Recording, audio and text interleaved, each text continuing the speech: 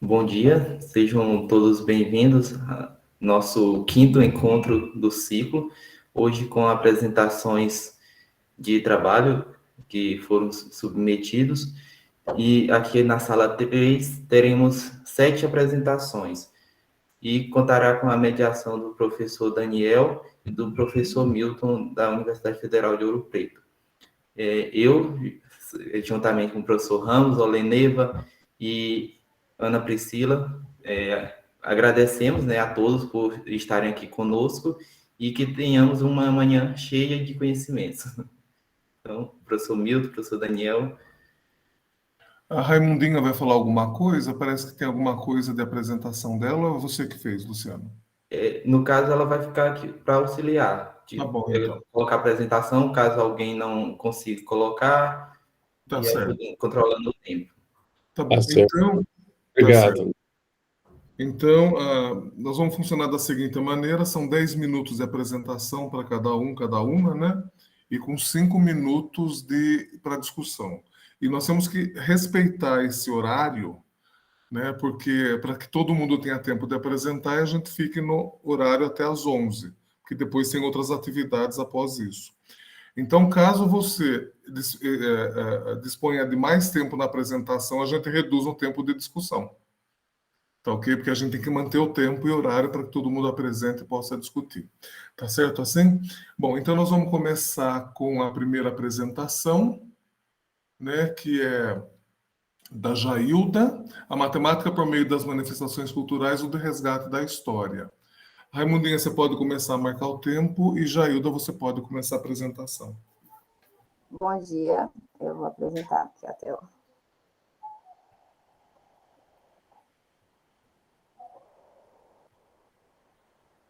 Você está apresentando? Sim, pode começar. Bom dia, o tema do meu trabalho é a matemática por meio das manifestações culturais e o resgate da história. Eu sou Jailda, sou professora na rede municipal de Salbara. Na introdução do trabalho, falo um pouco sobre essa questão do cenário educacional e suas mudanças. A gente vê que ao longo do tempo, né, vários foram os métodos que vêm surgindo para contribuir com a melhoria do processo de ensino e aprendizagem.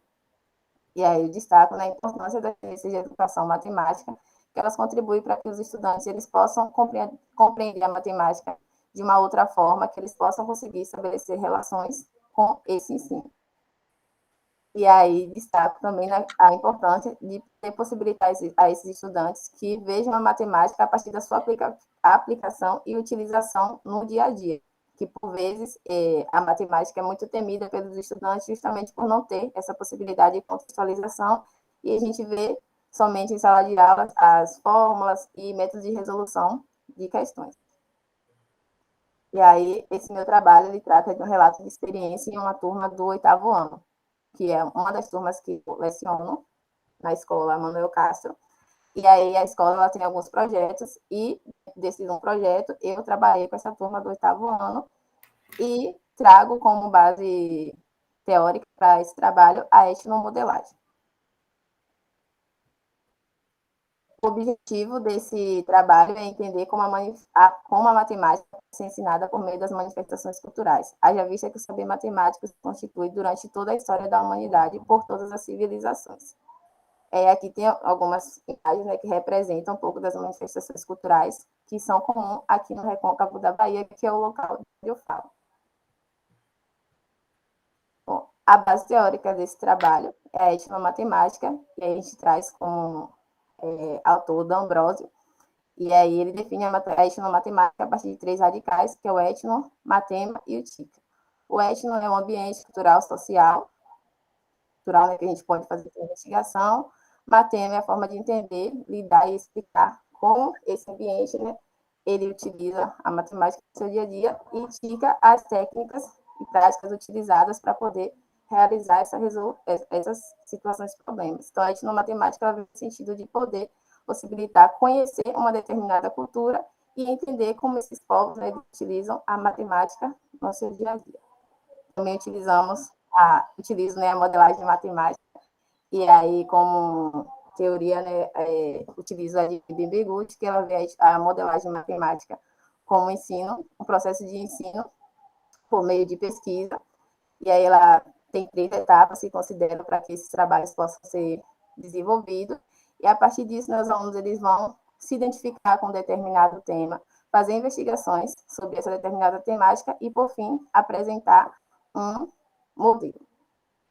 E aí, considerando a etnomatemática, a modelagem matemática, por meio dessa junção, a gente apresenta a etnomodelagem, e aí essa concepção, ela é abordada aqui na teoria de Rawls e Ory, que estão presentes. E aí a gente tem a etnomodelagem como a junção da etnomatemática e modelagem matemática, na perspectiva em que, a partir de um determinado ambiente cultural, né, histórico, que a gente escolha para investigar, a gente consiga compreender os saberes matemáticos ali presentes nessa determinada cultura e consiga estabelecer relações com a matemática ensinada em sala de aula. E aí, para se trabalhar, né, com essa abordagem, a gente tem 3 outras abordagens que contribuem para esse desenvolvimento, que é local, êmica, que é o momento em que a gente pode conhecer uma determinada cultura, observar como essas pessoas elas desenvolvem suas práticas no dia a dia, a abordagem global, que é a partir dessa observação, né, que a gente tem acerca desse grupo investigado, as coisas que a gente consegue estabelecer com a nossa vivência. Então, enquanto professora, enquanto pesquisadora, ao observar um determinado grupo, quais elementos, né, que eu consigo visualizar, que é da minha realidade enquanto professora, pesquisadora de matemática, que pode ser apresentado em sala de aula, e por meio da abordagem local dialógica, que é o momento em que esses 2 conhecimentos, né, o êmico e o ético, eles se unem, permite que a gente apresente um etnomodelo, um resultado acerca dessa conexão entre o saber cultural investigado e o saber matemático desenvolvido, né, na escola ou na universidade. Então, essa conexão permite que possamos ressignificar um saber cultural a partir da matemática escolar. E contando um pouco da experiência, né, a proposta foi utilizar um pouco das narrativas, tendo em vista que os alunos, eles são alunos de 8º ano, então a cultura que eles escolheram, eles não têm tanto conhecimento, então eles foram em busca de pessoas mais velhas para poder contar um pouco dessa história para eles. E aí Santos e Madruga destaca que a utilização de histórias narrativas como dado de pesquisa pode facilitar a classificação e identificação de categorias para desenvolver análise e, por conseguinte, auxiliar na elaboração de etnomodelo no processo de etnomodelagem. Então, os alunos, eles escolheram uma determinada cultura ali da região e destacam, né, que a região é rica em manifestações culturais, então cada um pode escolher um, foi em busca de pessoas que já vivenciaram ou que ainda vivenciam um pouco dessa prática. E aí escutaram como eles desenvolvem essa prática no dia a dia. E aí também destacam essa questão das fortes manifestações culturais no Recôncavo da Bahia. A gente tem aqui capoeira, as danças, né? A baiana de acarajé, tem movimento de chegança, baile pastoril. Então, em cada local aqui do Recôncavo, a gente tem diferentes manifestações culturais. Então, esse trabalho é ver como isso pode contribuir para o ensino e também poder valorizar esses saberes, essas culturas. E aí essa proposta ela surgiu a partir de um dos projetos da escola, que era justamente valorizando a melhor-idade, que era ver como a gente poderia trazer as pessoas idosas para a sala, para a escola, para contar um pouco das suas experiências. Então, a gente buscou trazer as questões das manifestações culturais. E aí, os estudantes, eu dei um texto que eles pudessem ler e compreender a importância, né, da valorização e identidade cultural. E em uma das nossas discussões, uma estudante falou que a cultura é importante porque nos faz lembrar dos acontecimentos e contam a nossa história. E é importante, pois faz a nossa economia crescer e traz melhoria no comércio e no turismo. Então, a partir dessa discussão, a gente pode ver a importância da cultura, também como a matemática ela se faz presente, porque eles visualizam a questão da manifestação cultural, que o povo vai até lá conhecer, e aí isso faz um crescimento, né, na economia da cidade. Então, a gente pode trabalhar essa questão de matemática financeira com eles, ver como isso, de fato, pode contribuir para a sua realidade. Mas, nesse primeiro momento, né, a gente não buscou estabelecer essa conexão entre a matemática escolar, ainda foi só uma discussão inicial. E aqui foi alguma das manifestações que eles elencaram, né? Baile pastoril, rancho do papagaio, a pesca e o movimento da chegança. Como eu falei, eles fizeram entrevista com representantes de cada um desses movimentos, e esse primeiro momento foi mais voltado para a abordagem êmica, que a gente foi conhecer um pouco dessa cultura, um pouco dessa história. Aqui tem algumas imagens que é referente a... Jailda, faltam 2 minutos, tá? Certo. Referente a essas culturas, a gente tem o rancho do papagaio, a chegança e a pesca. E aí, em relação a isso, a gente pôde, eu, enquanto professora, né, destaco algumas coisas que podem contribuir a partir dessas manifestações culturais. E aí, inicialmente, eu trago a questão das rezas, indicações de chás, que é algo do meu trabalho de TCC, que eu já fiz uma pesquisa sobre isso. E aí a gente pode observar que a partir dessa cultura, nessa manifestação cultural, a gente pode trabalhar conjuntos e tendências de medida central por meio da capoeira e do samba de roda, que foi algo que eles não elencaram, mas são presentes aqui. Podemos trabalhar a geometria no que tange aos instrumentos utilizados e os movimentos, né, que os capoeiristas realizam, e as baianas de acarajé no sistema monetário, lucro e prejuízo. E a gente destaca, né, que esses saberes, eles são próprios da pesquisadora, professora, né? Mas que as pessoas que fazem parte dessa cultura, elas talvez não compreendam dessa mesma forma. Aqui tem algumas imagens em relação à capoeira, aos instrumentos de capoeira e venda de acarajé. A gente pode ver essa questão da geometria, de alguns objetos, né, ali presentes, e da venda de acarajé. E como considerações, né, eu trago a valorização e reconhecimento da importância de sua cultura, como a gente viu naquele fragmento da estudante, né, ela fala que serve para a gente compreender a nossa história. Essa questão de descentralizar o saber matemático, poder possibilitar que eles vejam a matemática diferente daquela que é ensinada em sala de aula, por meio de reprodução de fórmulas e tal.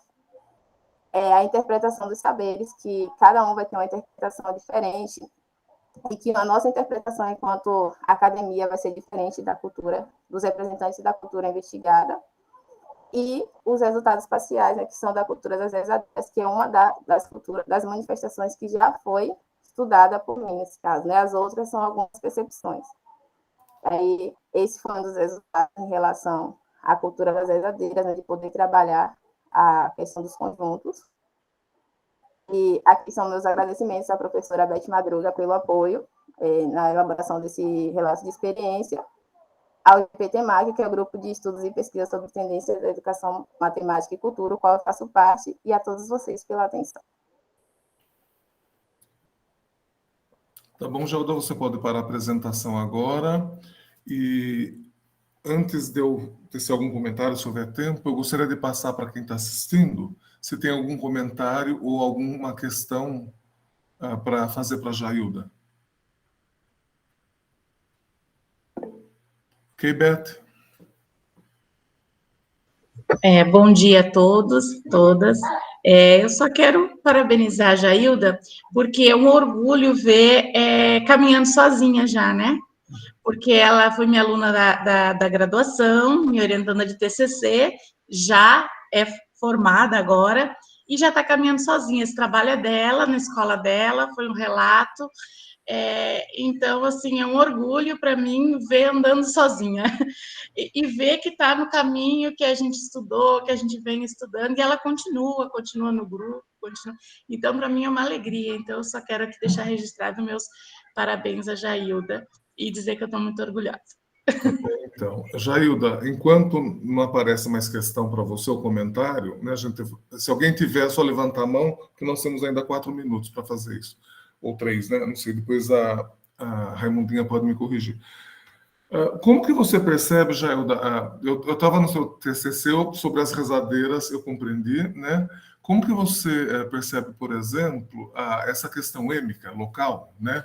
Como que ela pode influenciar, por exemplo, os conteúdos matemáticos em sala de aula? Como que ocorre esse diálogo?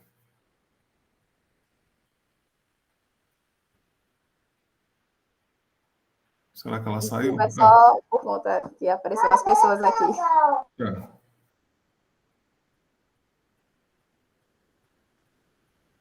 Ups. Ela falou que apareceu algumas pessoas lá, acho que por isso que ela fechou a câmera.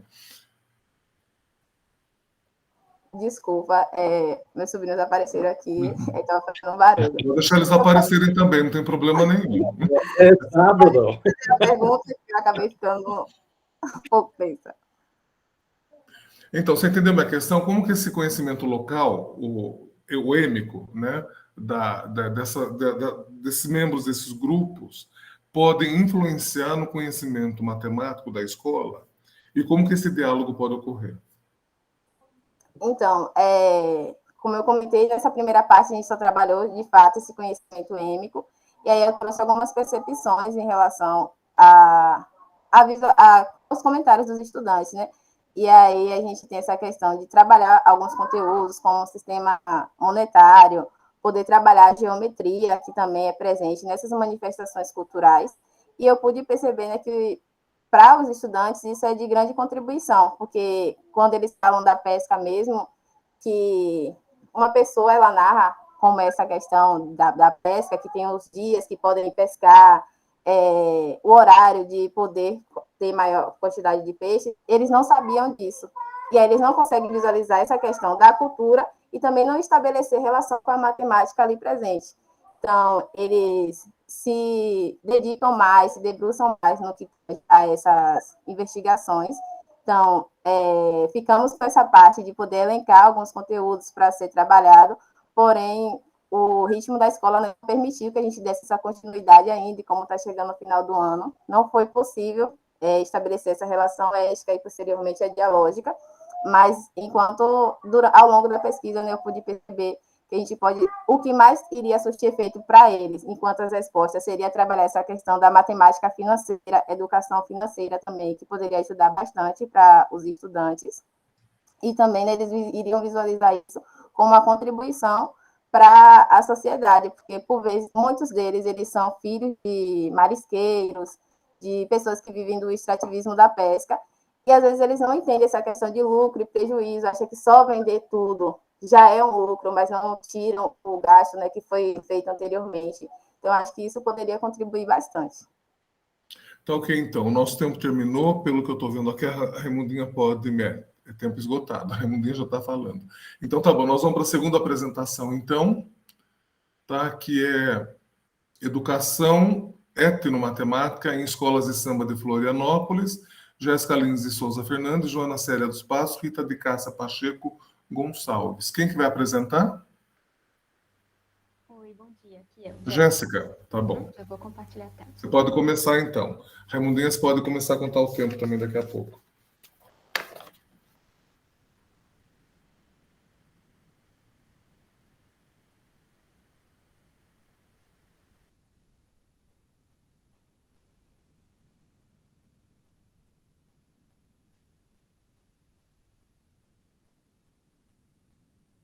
Oi, vocês estão vendo a minha tela? Estamos, professora. Já está apresentando? Sim. Ótimo. Deu uma travada aqui, mas está tudo certo, então. Bom, bom dia a todas as pessoas presentes.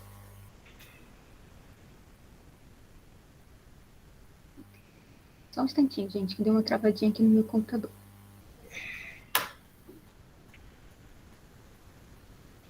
Vou ter que parar a apresentação e já volto.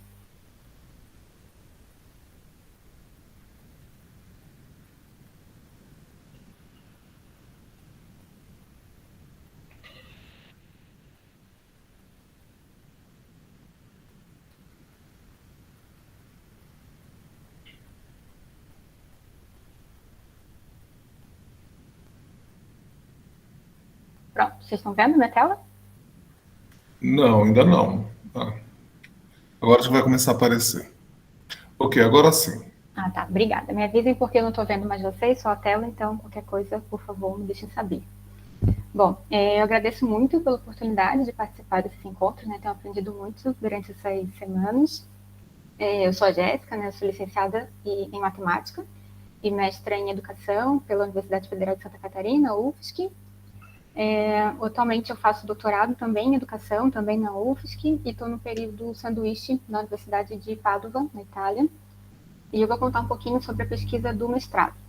A gente chamou, então, esse resumo, né, de educação e etnomatemática em escolas de samba de Florianópolis.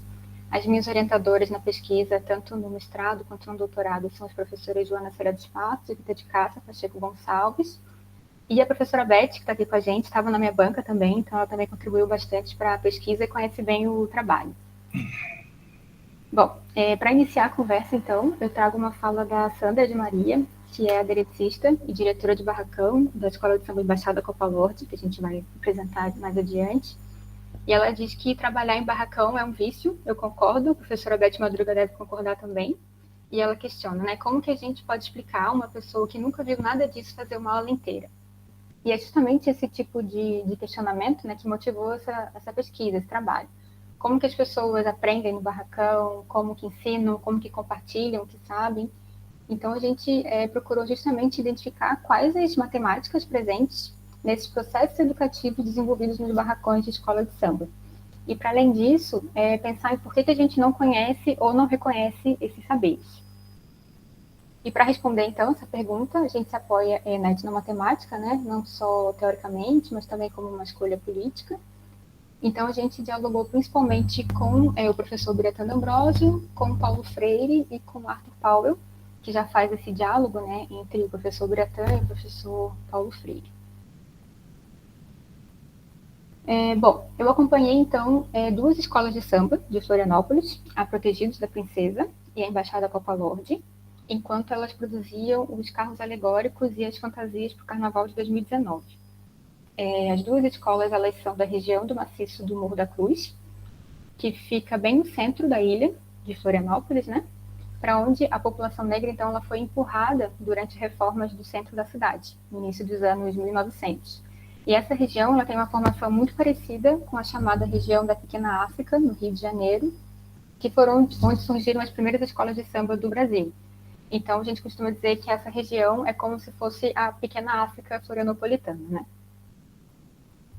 E nesse espaço, então, das escolas, a gente se inspirou na postura, né, trazida pelas professoras Beatriz D'Ambrosio e Celi Lopes, no sentido de procurar uma produção ética comprometida, pensando, em primeiro lugar, no bem-estar das pessoas que faziam a pesquisa junto com a gente, né?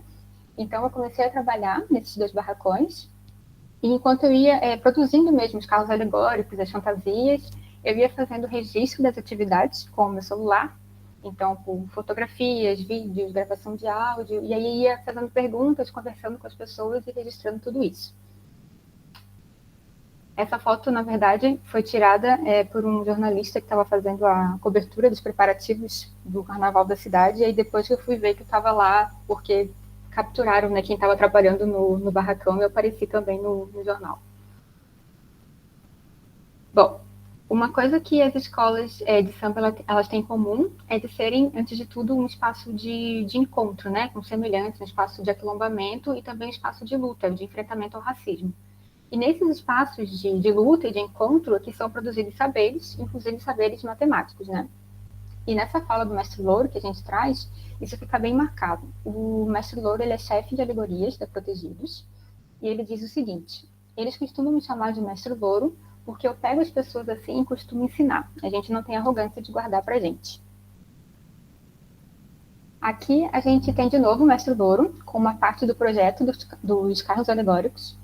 Esse projeto, ele é feito pelo Carnavalesco, que é o Beirão, e é um projeto de engenharia, de arquitetura, e um ponto interessante aqui é que a equipe do Beirão usa matemática acadêmica para fazer esse projeto e acredita que com ela dá para prever tudo o que vai acontecer. Então, ele diz que vai saber quanto que vai de cano, quanto que vai de material, etc. Só que, na prática, quem manda na execução desse projeto é a experiência dos trabalhadores que estão ali no chão do barracão. E aí o mestre Louro, por exemplo, ele faz questão de dizer que as dimensões do projeto são sugestivas, né? E que na hora do trabalho, então, eles vão dando uma adequada, uma adaptada, coloca mais simétrico, mais proporcional. Então, a gente percebe que só matemática acadêmica ali, ela não é suficiente, né? A gente precisa de diversas formas de operar trabalhando juntas para que o trabalho, no fim, dê certo. Uma característica dessas matemáticas também dos trabalhadores do barracão é que não se tem uma preocupação muito grande com a exatidão das medidas. Então, eles acabam fazendo estimativas, aproximações usando o próprio corpo, como essa da imagem, que o Hudson usa a distância, né, do queixo para o braço estendido para medir 1 metro de tecido. E aí é legal porque ele diz que, usando essa técnica, não costuma errar muito. Ele diz que erra cerca de 4 ou 5 metros, só que a gente não pode esquecer que esses 4 ou 5 metros também é no metro dele, né? Mas, independente disso, ele diz que não erra muito e as coisas funcionam. E aqui já é uma imagem da outra escola, da Copa Lorde, na etapa de modelagem das fantasias.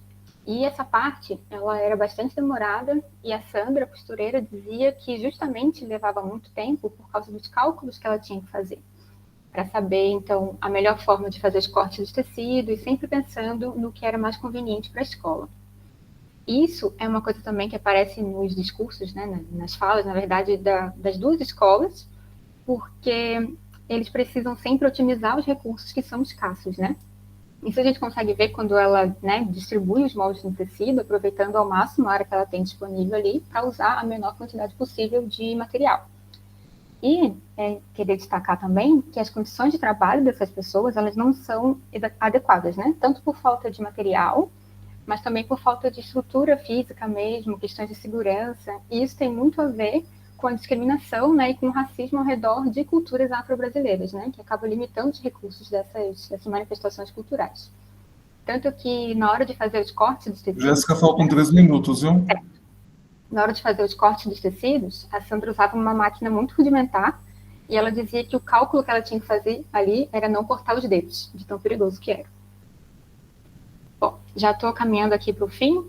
De forma muito resumida, então, o que a gente viu nas duas escolas foram processos educativos, né, muito ligados a essa questão da convivência em comunidade, por esse etno, né, convivência nesse etno, que a gente entende por esse grupo de pessoas que compartilham de demandas sociais, inclusive de mazelas sociais, né, e de demandas de trabalho específicas, e que naquele contexto, então, constroem suas próprias artes e técnicas.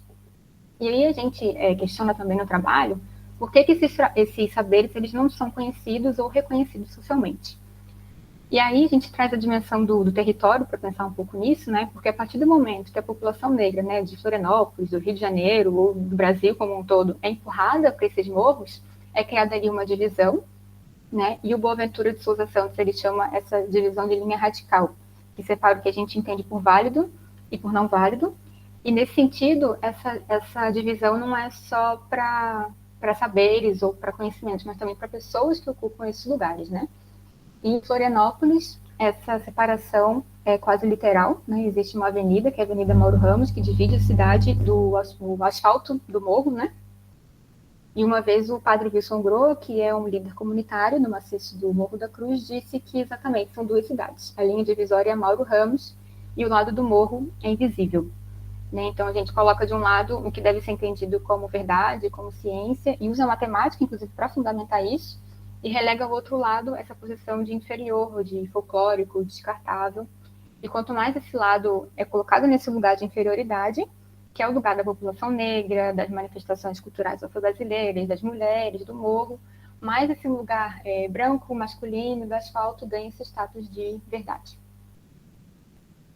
E, finalizando, então, a gente acredita que, a partir do momento que a gente consegue diluir essas linhas, né, que separam o válido, não válido, o humano, não humano, a verdade e o mito, a gente acredita que a etnomatemática possa cumprir esse papel, né, de diluir essas linhas, a gente consegue aprender muito com esses saberes que são produzidos, então, desse outro lado da linha, né, fora da academia ou fora da escola. E uma das coisas que a gente aprendeu com os próprios trabalhadores de barracão é que, para ensinar, basta ter paciência e humildade, e para aprender, basta ter curiosidade e saber observar. E foi assim que a gente desenvolveu a nossa pesquisa, na verdade, né? Tentando ter paciência, humildade, curiosidade, observando. A gente aprendeu também que raça, gênero e território configuram as relações nas escolas de samba e a própria forma como a gente entende a matemática, né? Que no final das contas é uma matemática branca, masculina, do asfalto. Vimos também diferentes formas de saber, de fazer matemática, né, práticas, métodos, teorias, invenções. E o samba ensinou para a gente também como conhecer, reconhecer e respeitar essas diversas formas de viver, de saber e de fazer matemática. Desculpa se corri muito, mas por fim só agradecer novamente pelo espaço, Agradecer ao grupo de pesquisa Alterites, onde a pesquisa foi e continua sendo desenvolvida, as universidades que me receberam e também a CAPES pela bolsa, né, tanto no mestrado quanto no doutorado. Muito obrigada. Você pode parar a sua apresentação, Jéssica? Nós temos 2 perguntas no chat, eu vou fazer para você. Só quero fazer um comentário antes da sua pesquisa. Você falou em ação em subordinação criativa, né? Mas é para você pensar, você não precisa responder, não. Você identificou ações insubordinadas, né, nessas construções, né, de carnavalesca, por exemplo? Esse é um ponto. Outro que eu queria saber foi o seguinte: eu percebi relação com a modelagem aí, né, principalmente a hora que você fala que a matemática acadêmica ela não conseguiu, por exemplo, se apoiar, não. Entender o processo da comunidade, como que era feito. Então, aí está havendo um diálogo entre conhecimentos que são diferentes. E eu vi muito aí, eu não sei se você viu na sua pesquisa, a questão de sociofato, mente-fato e artefato. Né? Eu não sei se você conseguiu perceber essa relação. Só pelo que você falou, eu entendi que essa relação existe, muito forte nesse trabalho. Talvez seja alguma coisa, se você não viu, para pesquisar depois, porque não é muito debatido, não é muito investigado. A questão de sociofato, mente-fato e artefato. Né? Mas a pergunta aqui tem uma da Shirley, que ela te dá os parabéns. Primeiro, pergunta a diferença notada entre as 2 escolas quanto ao repasse do saber. Bom dia, obrigada pelas perguntas. Professor Milton, lembro que o senhor fez essa mesma pergunta durante o Enem, e eu fiquei pensando, e eu acho que eu vou escrever sobre isso, sobre as ações subordinadas que a gente percebeu nas escolas, né? Mas sobre os mentefatos, artefatos, a gente não chegou a olhar para isso no mestrado, mas é uma coisa que eu estou pensando bastante agora para o doutorado, que eu acho que depois de uma leitura mais aprofundada, a gente conseguir perceber isso depois, né? Eu acho que você vai conseguir mostrar esse ciclo do sociofato para o mentefato e depois para o artefato, que é a fantasia propriamente dita, ou cenário, alegoria, alguma coisa assim. Uhum. Inclusive, na etnomodelagem, a professora Beth está aqui, ela lembra que eu dizia que eu não queria traduzir, né? Mas depois desse ciclo de estudos e de debates, que eu vi, inclusive, a palestra do senhor, do professor Daniel, que a professora Beth estava mediando, né, que eu percebi o que era essa tradução. Eu falei, nossa, faz todo sentido, né? Não tem por que eu ficar rejeitando essa tradução, que ela pode agregar muito no trabalho, né? Inclusive, agradeço ao ciclo por poder me abrir a mente para isso. E em relação à pergunta da Shirley, não sei se eu entendi bem, mas eu acho que eu posso diferenciar as 2 escolas, assim, que eu percebi aqui na Protegidos da Princesa... As semelhanças, né? Se você percebeu alguma semelhança entre os saberes nas 2 escolas. Sim, na Protegidos, eles tinham uma relação mais profissional. As pessoas que trabalhavam ali, elas vinham de Manaus e de Parintins, especificamente para trabalhar ali na Protegidos durante esse período. E as pessoas da Copa Lorde, elas eram pessoas da comunidade, então a relação era bem diferente, era uma relação mais de comunidade mesmo, né? O pessoal da Protegidos era uma relação mais profissional, apesar de também não terem a qualificação, digamos assim, no sentido da formalidade, né? Não terem um curso técnico ou uma formação voltada para isso, mas era uma relação mais profissional, então se eles tivessem que ir para Protegidos, ou tivessem que ir para Copa Lorde, tivessem que ir trabalhar na Portela, para eles seria a mesma coisa, mas já na Embaixada Copa Lorde eram pessoas que moravam ali na comunidade, então tinha essa relação de pessoas que cresceram ali naquele espaço fazendo aquilo, então pessoas que viam a mãe e o pai fazendo aquele mesmo trabalho, e desde criança começavam fazendo uma coisinha pequena, outra, e quando viram também já estavam ali sendo diretores de barracão, e era nesse sentido que as relações se estabeleciam. Eram menos profissionais e mais familiares até. Tá bom, então. Tarcísio, eu vou deixar a sua questão para o final, tá? Porque vamos respeitar o tempo para que todo mundo possa apresentar e ter alguma discussão, pelo menos. Mas o Tarcísio fez uma questão para você, Jéssica, que eu vou falar e depois, no final, se a gente tiver tempo, você comenta. Ele pergunta para você o seguinte... quanto às semelhanças, percebendo que há essa divisão nítida entre as 2 escolas. Então, como que essa semelhança se dá se há essa divisão nítida entre as 2 escolas, né? Ou acho que o espaço geográfico. Mas você pensa sobre isso e depois você responde, tá bom? A hora que a gente tiver tempo. Bom, então eu vou chamar a terceira apresentação, para a gente poder respeitar o tempo, né?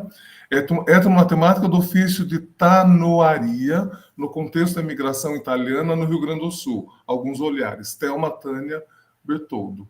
Então, Thelma, a apresentação é sua. Bom dia, vou compartilhar minha tela.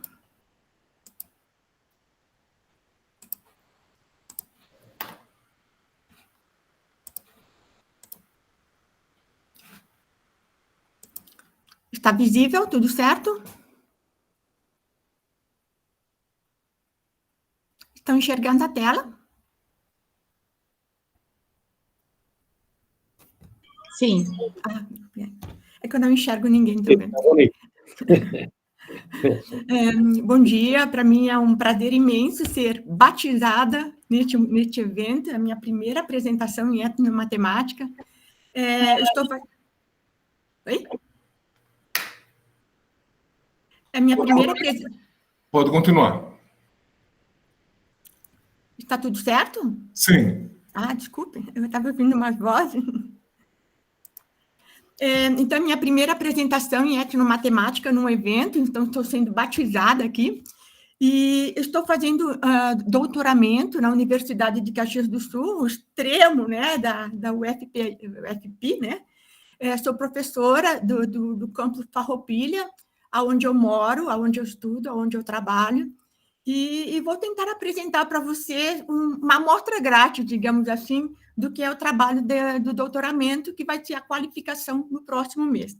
Então, aqui é apenas uma partezinha, né, do trabalho.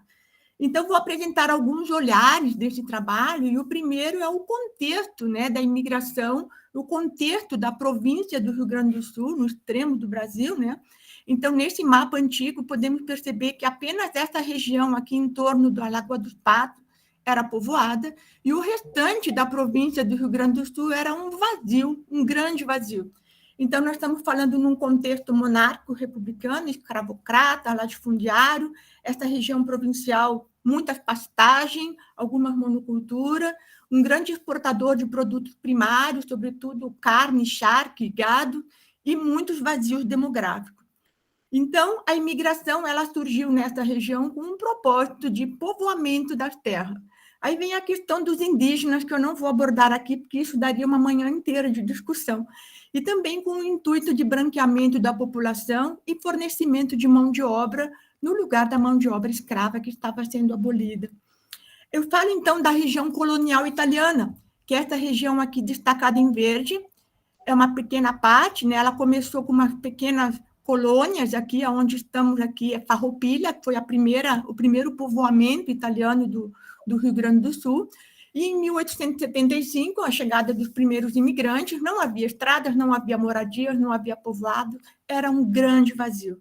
Então, esses imigrantes, famílias, centenas e milhares de famílias que aqui foram chegando, eles tinham a necessidade da sua sobrevivência, né? Eles precisavam fazer tudo, desde abrir estradas, construir as casas, buscar materiais para suas casas, e disso aqui, dessa necessidade, surgiu o aproveitamento do que tinha no local, que no caso era esse pinheiro, essa grande árvore com 30 metros de altura, e típica da nossa região. Então, a partir dessa madeira, desse pinheiro, eles construíram as suas casas, criaram os seus artefatos para marcenaria, medição, armazenamento de sólidos e líquidos. Era um lugar completamente isolado, eles não tinham nenhuma relação com a comunidade, no caso do Rio Grande do Sul. Então, na Universidade de Caxias do Sul, nós temos um grande centro de estudo da imigração italiana, é por isso que eu decidi fazer o doutorado ali com a professora Terciane Lucchesi, e se caracteriza, então, essa região como um grupo étnico, mesmo sendo de origem europeia, eles estiveram aqui nesta região e compuseram uma particularidade que o caracteriza como um grupo étnico. Então, a partir desse primeiro olhar, a gente pode conversar no segundo olhar, ou seja, as práticas matemáticas entendidas como uma bagagem, né? Aqueles que estão constantemente reatualizando e adquirindo novos significados, ou seja, são produtos e produtores da sua cultura. E também, nesse segundo olhar, eu fiz um diálogo com o Senet, né, que ele fala da habilidade artesanal, do fazer algo repetidamente, muitas vezes, né, de tal maneira que na nossa rotina que a gente não precisa mais pensar a respeito. E nesse segundo olhar, dentre tantos objetos e artefatos que eu estou estudando nesse doutoramento, eu apresento aqui para vocês um deles, né, que é a sagma. O que é a sagma? É um modelo artesanal que o imigrante italiano construiu a partir da sua necessidade, do seu conhecimento. Ele construiu a partir de artefatos artesanais, como um compasso artesanal, e ele, na tábua de pinheiro, ele fazia um arco, e esse arco, ele cortava esse pedaço de madeira, que funcionava como um molde, a sagma, e essa curvatura estabelecida aqui, ele usava para fazer a curvatura da aduela. O que é a aduela? Eu sei que esses termos não são muito comuns, né, para quem não é da região do vinho. A aduela são essas ripas que formam o corpo da pipa. Ao contrário de outros lugares, as pipas aqui dos italianos são todas curvadas. E essa curvatura é dada pelo molde e não pelo cálculo. Então, tem toda uma prática matemática que difere um pouco da matemática acadêmica. E nesse segundo olhar, então, a gente entrelaçou com alguns relatos orais, e um deles é de um tanoeiro da região aqui de Caxias do Sul, o Ernesto Bernardi, e ele relatou que os portugueses foram os primeiros tanoeiros que chegaram aqui nesta região, em função da cultura, da produção do vinho e da uva, né? Tiveram a necessidade de tanoeiros profissionais, e eram os portugueses que aqui vieram com esse conhecimento. E tem uma parte desse relato do tanoeiro Ernesto, que ele diz assim, o tanoeiro português já era um tanoeiro, um operário que tinha tradição como classe operária. Agora, os tanoeiros vindo da colônia, isso nos dá um indício que eles faziam esse tipo de artefato, né? Esses tanoeiros vindo da colônia, filho dos colonos, não tinham nenhuma tradição. Inclusive, tinham toda aquela formação de pequeno camponês. Toda esse contexto, essa análise permite reforçar ainda mais essa ideia do conceito étnico do imigrante. Então, a gente observa aqui algumas trocas culturais, né, da aprendizagem no fazer artesão, da construção do barril. Então, daqui, a gente avançou para um novo olhar, né, que é a matemática praticada para atender às necessidades de sobrevivência, que é o caso desse grupo étnico. E também, concordando imagina quem não concorda com o Ambrosio, né? Que envolve a TICA, a matema e o etno, né? Da compreender esse conceito matemático envolvido nessa prática. Então, o que a gente está fazendo aqui nesse doutoramento? Aprofundar essas relações, realizar mensurações de muitos artefatos relacionados ao ofício da tanoaria, de modo a compreender que a gente pode caracterizar esse contexto italiano, do imigrante italiano, como uma prática etnomatemática do final do século XIX e do início do século XX. Então, aqui tem algumas referências, agradeço e profundamente parabenizo toda a equipe do Federal do Piauí, vocês estão de parabéns pela organização, pelo evento, pela participação, fiquei muito feliz em participar aqui. Muito obrigada e estou à disposição. Obrigado, Delma, pela apresentação. Eu tenho algumas considerações para fazer, aí depois eu passo para o público. Eu acho que a questão do sociofato, mentefato, artefato também caberia no seu tema, né? Se você não está estudando isso, talvez seja interessante ver. Uma coisa importante que você destacou na sua apresentação é a questão dos jargões, né? Os jargões locais dessa construção dos tonéis, né? Dos barris de vinho, vocês chamam de pipas, né? E eu acho que é muito importante você fazer essa observação desses jargões, dessa linguagem local, né? Que é feito, porque aí você consegue também determinar algumas definições ou alguns entendimentos culturais. Então, eu acho que talvez você fazer uma lista de jargões é muito interessante e tentar descobrir o significado entre esses dois sistemas, né? Eu acho muito interessante isso. Você fala em grupo étnico, eu não consigo entender muito bem, porque a gente sabe que a etno não é exclusivamente etnia, né? Então, só gostaria que você explicasse um pouquinho a questão do grupo étnico, e se você também consultou Bassanese 2002, que ele fala sobre a construção de barris de vinho em Juí, aí no Rio Grande do Sul, né? Que aí também traz foi importante. Isso é importante. Ele traz uma questão própria, né? Posso perguntar, Thelma, também, Claro. confuso também foi de étnico-étnica, também, como você fala muito. Então, se você quiser responder, e depois, se tiver alguém queira fazer mais alguma pergunta, a gente também tem uns minutos aí. Sim. Obrigada, professor, pela pergunta. A questão dos jargões, eu tive problema, inclusive, na formatação do trabalho, né? A minha revisora de texto, querida, né? Ela pediu, mas Sagma não tem no dicionário? Sim, mas isso é um dialeto vêneto, né? É um dialeto típico da região. Então, o senhor tem toda a razão, tem algumas palavras que realmente são jargões mesmo, são típicas aqui da nossa imigração. Vou até pensar nesse assunto para depois da qualificação, porque agora já tá pronto, né? Porque você pode fazer essa tradução, né, entre o que está ali no local e no global, que é mais o acadêmico, né? Sim. Acho que é interessante. Sim.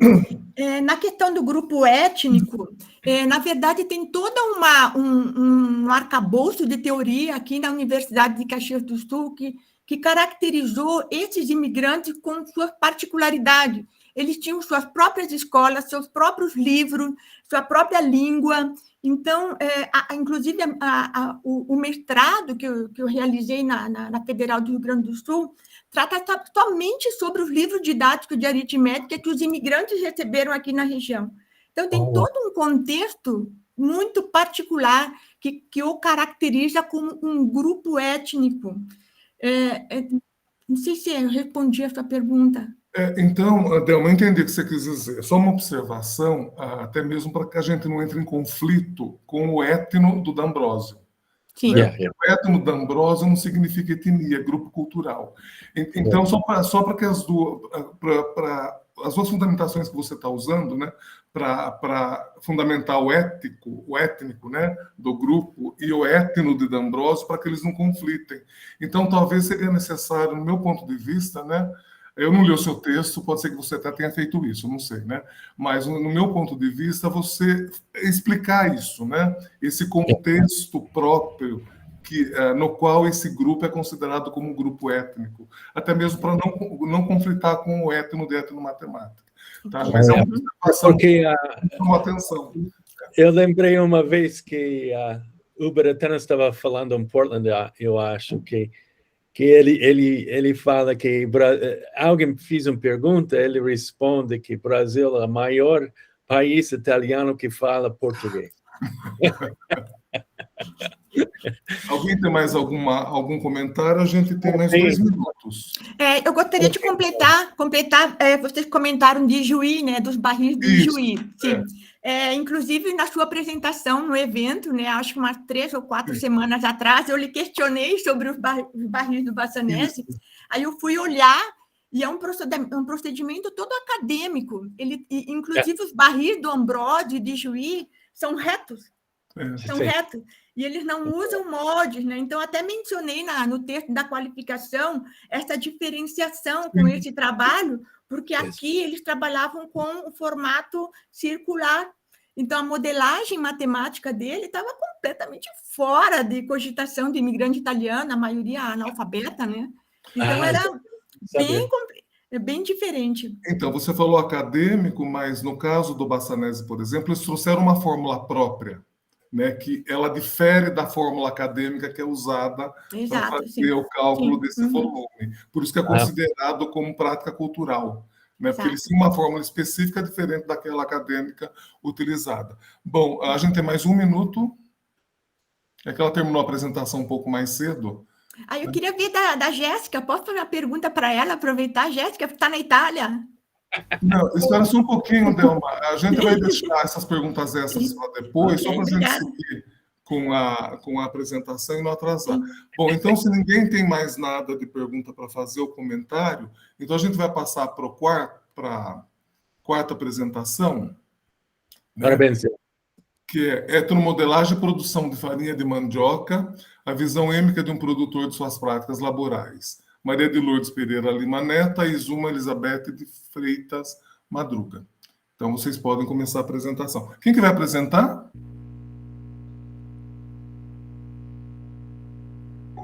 Malu. Malu, nós estamos te ouvindo. Está com referência. Malu? Vocês estão me escutando? É porque eu acho que não vai dar para mim usar o fone, porque eu acho que ele está dando interferência, né? Pronto. Então, se tiver alguma zoada interna, vocês não se importem, não. Tá bom? Bom dia. Eu sou a Maria de Lourdes, mas todo mundo me chama de Malu.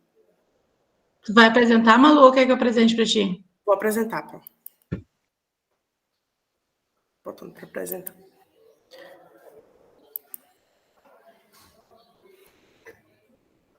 Tá apresentando para vocês?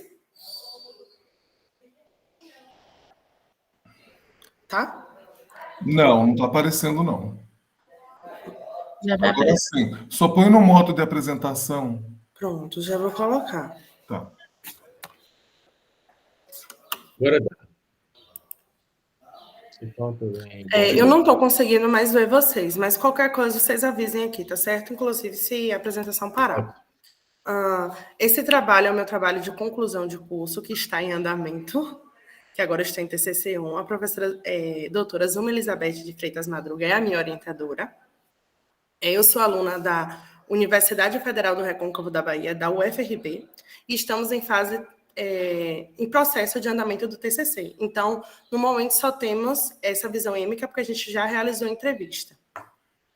Mas ainda vamos analisar o ético e para fazer o dialógico, que a gente pretende fazer um produto educacional ao final do meu TCC. A princípio, eu inicio falando sobre a minha história de vida e a minha trajetória acadêmica, porque eu sou oriunda da zona rural. O processo laboral de todas as práticas rurais sempre esteve inserida na minha vida, principalmente os jargões utilizados, né? As palavras que utilizam por lá, e isso sempre foi inerente, sempre esteve presente na minha fala. E aí, durante o meu processo estudantil, eu nunca consegui ver, e acho também que meus professores nunca conseguiram relacionar a cultura oriunda da zona rural com o conhecimento escolar. Então, as palavras utilizadas por mim como palmo, medidas do corpo com medidas de unidade, e etc., nunca foi relacionado com conhecimento escolar. Então, eu sentia muita falta disso. Então, as formas de fazer e utilizar matemática para os diferentes grupos sociais e culturais não era utilizado na minha educação básica. Eu não vi isso. Então, o meu TCC ele visa fazer isso, né? Relacionar as práticas laborais da cultura rural com a matemática escolar. Então, o objetivo do meu trabalho é entender como ocorre a produção da farinha de mandioca, evidenciando os conhecimentos êmicos de produtores em suas práticas laborais.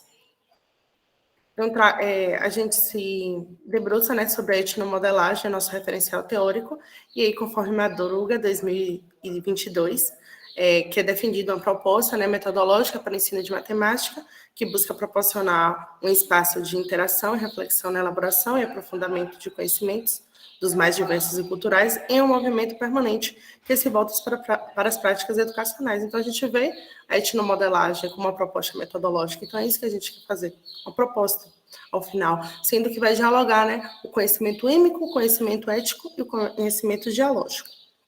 E aí a gente corrobora, né, com as ideias de Rosa e Oren, 2017, os quais, né, fala que a etnomodelagem visa compreender os saberes e as práticas matemáticas desenvolvidas em grupos culturais distintos, investigado a aplicação das mesmas em situações do seu cotidiano. E a gente vai falar, né, sobre os conhecimentos êmicos. O que são isso? São oriundos, né, da cultura investigada, narrativas e descrições de saberes e fazeres, que é exatamente o que a gente fez nesse primeiro passo, entender, né, qual a visão do produtor rural sobre a sua própria prática, descrever isso.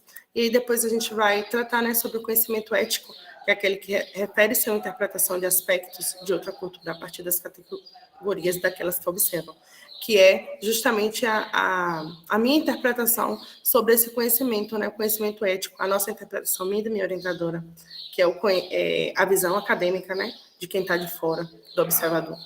E aí, Rosa e Oren, né, eles vão afirmar que a etnomodelagem ela pode proporcionar aos estudantes um processo de aprendizagem com significado, é isso que a gente vai visar fazendo o nosso trabalho. E aí, contemplando, né, essa temática regional de grande expressão. Por quê? Porque a produção rural na cidade de Governador Mangabeira, que é a cidade de onde eu sou oriunda, né, nativa, o produzir mandioca, o vender, o comercializar, é uma prática importante e gera economia, porque os pequenos produtores lá sustentam as suas famílias assim. A minha avó, né, eu cito no meu TCC que a minha avó, ela criou o meu pai e meus 9 tios vendendo farinha de mandioca, produzindo. Então, isso é muito importante para a minha família. Então, eu faço parte da cultura a qual eu estou investigando. E aí, eu cito, né, o exemplo da minha cidade e a importância que essa prática tem para a minha cidade. E aí, como perspectiva metodológica, a minha pesquisa ela é uma pesquisa qualitativa, conforme Bodke-Bligen, 2010. Ela é uma perspectiva etnográfica, justamente pelo que eu falei, porque eu faço parte da cultura a qual eu estou investigando, eu estou inserida no ambiente, então eu vou buscar compreender essas práticas laborais presentes na produção de farinha de mandioca. Para isso, eu realizei uma entrevista e uma observação participante. Realizei entrevistas, né, a partir de observações participantes. E aí eu faço parte da cultura, como eu falei anteriormente, e a partir desse conhecimento ético do produtor, né, qual ele vai narrar, eu verifiquei as possibilidades para eu vou verificar, juntamente com a minha orientadora, as possibilidades para o ensino de matemática.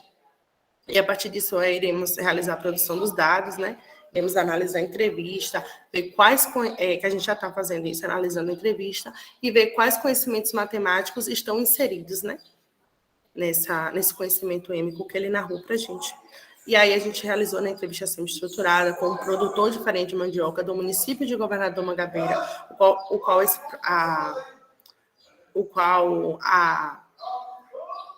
a casa, né, do produtor, o lugar onde ele mora, fica localizado na zona rural de Governador Mangabeira, situado no sítio Mangueira, no Retiro. E aí a gente traz nessa visão êmica do produtor. O produtor ao qual eu realizei a entrevista é um homem negro, 67 anos. E aí ele narra, né, dá para ver durante o processo da entrevista que ele tem um conhecimento matemático, embora tenha estudado pouco. E aí ele consegue narrar dados numéricos da sua produção. E aí ele cita também a importância da feira livre da cidade, né, como os pais dele comercializavam, isso tudo, como era, né, feito. E aí a gente vê também a importância do trabalho rural na vida desses pequenos agricultores. E como é que a gente pode, né, investigar, né, as práticas laborais dos produtores rurais, que é um saber, né, que através da entrevista a gente percebeu que é passado de geração em geração. E como é que a gente pode ver isso, né, por meio de diálogos, práticas e vivências. E aí, né, ele começa falando sobre o processo do plantio. E aí ele fala, né, que o processo do plantio lá em Governador Mangabeira começa de março a junho, pois é o período chuvoso e evita de acontecer o ressecamento da raiz. E aí ele fala, né, que as manaíbas, que são, né, os pedaços de caules da mandioca, são cortados, né, em comprimentos de 15 a 25 e com cerca de 3 centímetros de diâmetro, de 15 a 25 centímetros. E aí as covas, né, que eles vão fazer e que eles vão... Malu, faltam 3 minutos, tá? Para realizar o plantio, deve ser de 50 a 60 centímetros, e aí ele vai contando, né, como é que ele vai fazer essa disposição, o porquê dessa disposição, e aí ele fala, né, que esse processo também ele pode influenciar no sucesso da planta e das raízes para o seu crescimento. Ele vai falar sobre a colheita da mandioca e sobre a produção da farinha de mandioca. Ele fala, né, que eles arrancam em média de 1.000 quilos a 1.500 quilos e que eles fazem esse cálculo por meio de estimativas e a cada tonelada eles obtêm de 300 quilos a 350 quilos de farinha. E por considerações finais, né, a gente viu que é possível perceber que o produtor, durante o processo de produção da farinha de mandioca, expressa conhecimentos matemáticos como quantidade de sacas produzidas, estimativa, razão, proporção, noções de comprimento e massa. O produtor ele resolve seus problemas de origem matemática de forma criativa, utilizando recursos como passos para determinar medidas de comprimento. e que as pessoas elas possuem uma bagagem cultural, tomada aqui como saberes êmicos. E aí a gente utiliza, né, as referências como eu citei anteriormente, e os meus agradecimentos para a instituição a qual eu faço parte, que é o CFP, Centro de Formação de Professores da UFRB, ao grupo qual eu faço parte, que é a professora Zuma Elizabeth é líder, o GPTMAC, e ao CNPq, que é o fomento que financia a minha pesquisa. Muito obrigada. Tá bom, Malu, obrigado pela apresentação. Você pode parar a apresentação agora? Posso sim. Tá. Então, tá bom. Então, eu deixo aberto para vocês. Tem alguém que queira fazer algum comentário ou alguma questão, Beth? É rapidinho, só parabenizar a Malu, que eu vi que hoje ela está nervosa, não conheço, hoje ela está, porque a gente percebe, quando conhece, a gente percebe que ela está nervosa, não precisa ficar nervosa, acho que é pela presença do professor Milton e Daniel, mas parabéns, Malu, essa é uma pesquisa que ela está no começo, na metade mais ou menos, né? Ainda falta toda a análise. Essa análise que foi feita agora foi uma análise preliminar, né? A gente viu, assim, por cima algumas coisas. Agora a gente vai se dedicar à análise de fato, né, para poder elaborar essa pesquisa e defender ano que vem. Mas ela está bem encaminhada, é um tema que... Desculpe, minha filhinha. É um tema muito interessante, é um tema que a Malu tem esse apreço especial porque ela faz parte dessa cultura, e eu acho lindo essas pesquisas que eu tenho orientado etnográficas, eu fico muito emocionada quando eu vejo elas apresentando. Vou deixar para as questões, desculpa. Tá bom, se alguém tiver alguma questão, é só levantar a mãozinha aí no chat, então abrir a câmera para poder falar, né? Malu, eu acho que você está conseguindo aflorar esse conhecimento êmico, né? Pelo menos pelo que eu percebi, de uma maneira muito interessante, porque ele está aflorando nas suas questões, né? Na sua entrevista, esse conhecimento êmico. Eu já percebi até alguns etnomodelos que dá para serem feitos, né? Dessas falas, com base nessas informações, porque o conhecimento está lá.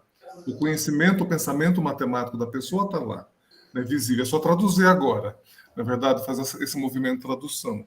Mas eu acho uma coisa interessante, que eu sempre falo, já que você faz parte do Cultura, o Luciano, que está aqui também, a parte da cultura de arroz, que ele vai fazer lá no Piauí, não é? Ele está aqui em Ouro Preto.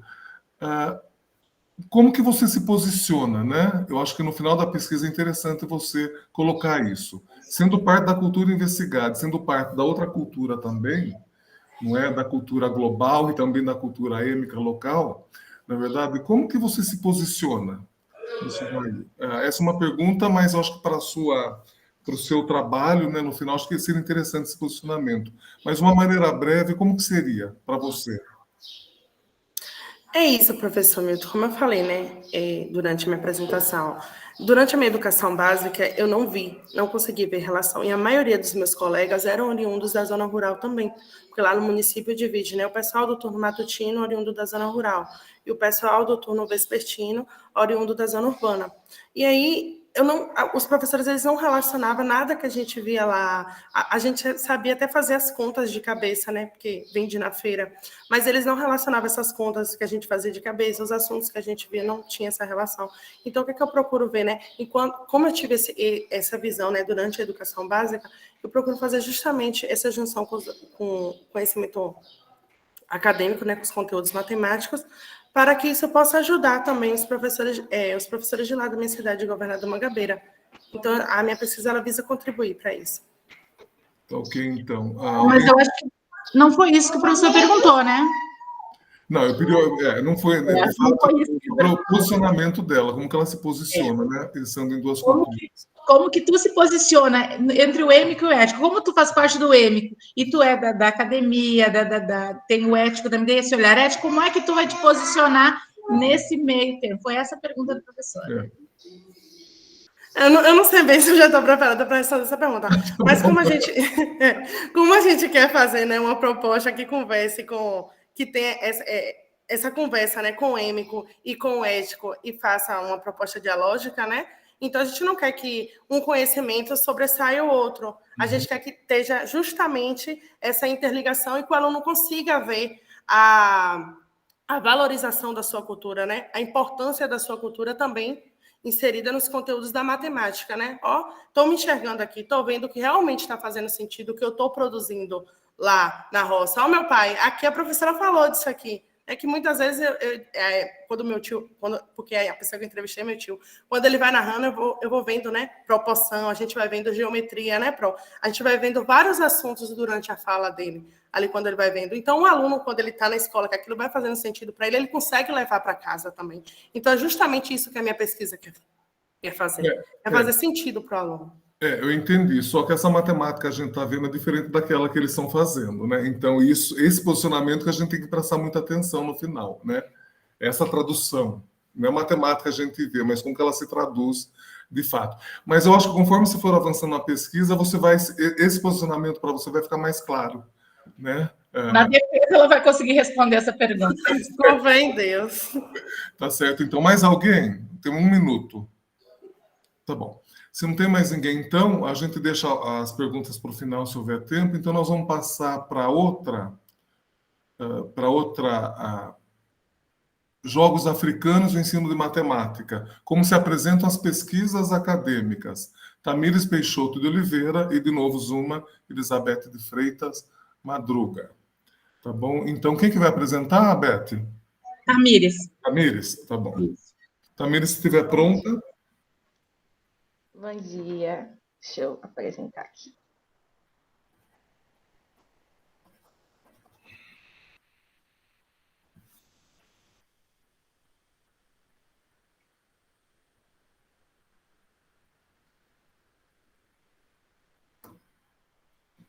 Tá aparecendo aí? Ainda não. Não está te ouvindo, não está apresentando, Tamires.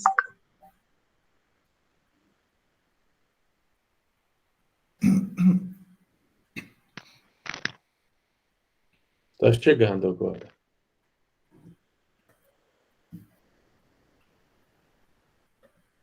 Estão me ouvindo? Agora está aparecendo. Estão me ouvindo? Sim. O meu trabalho tem como tema Jogos Africanos e o Ensino da Matemática, como se apresentam as pesquisas acadêmicas. O trabalho foi escrito por mim, Tamires Peixoto. Eu sou estudante da graduação de licenciatura em Matemática.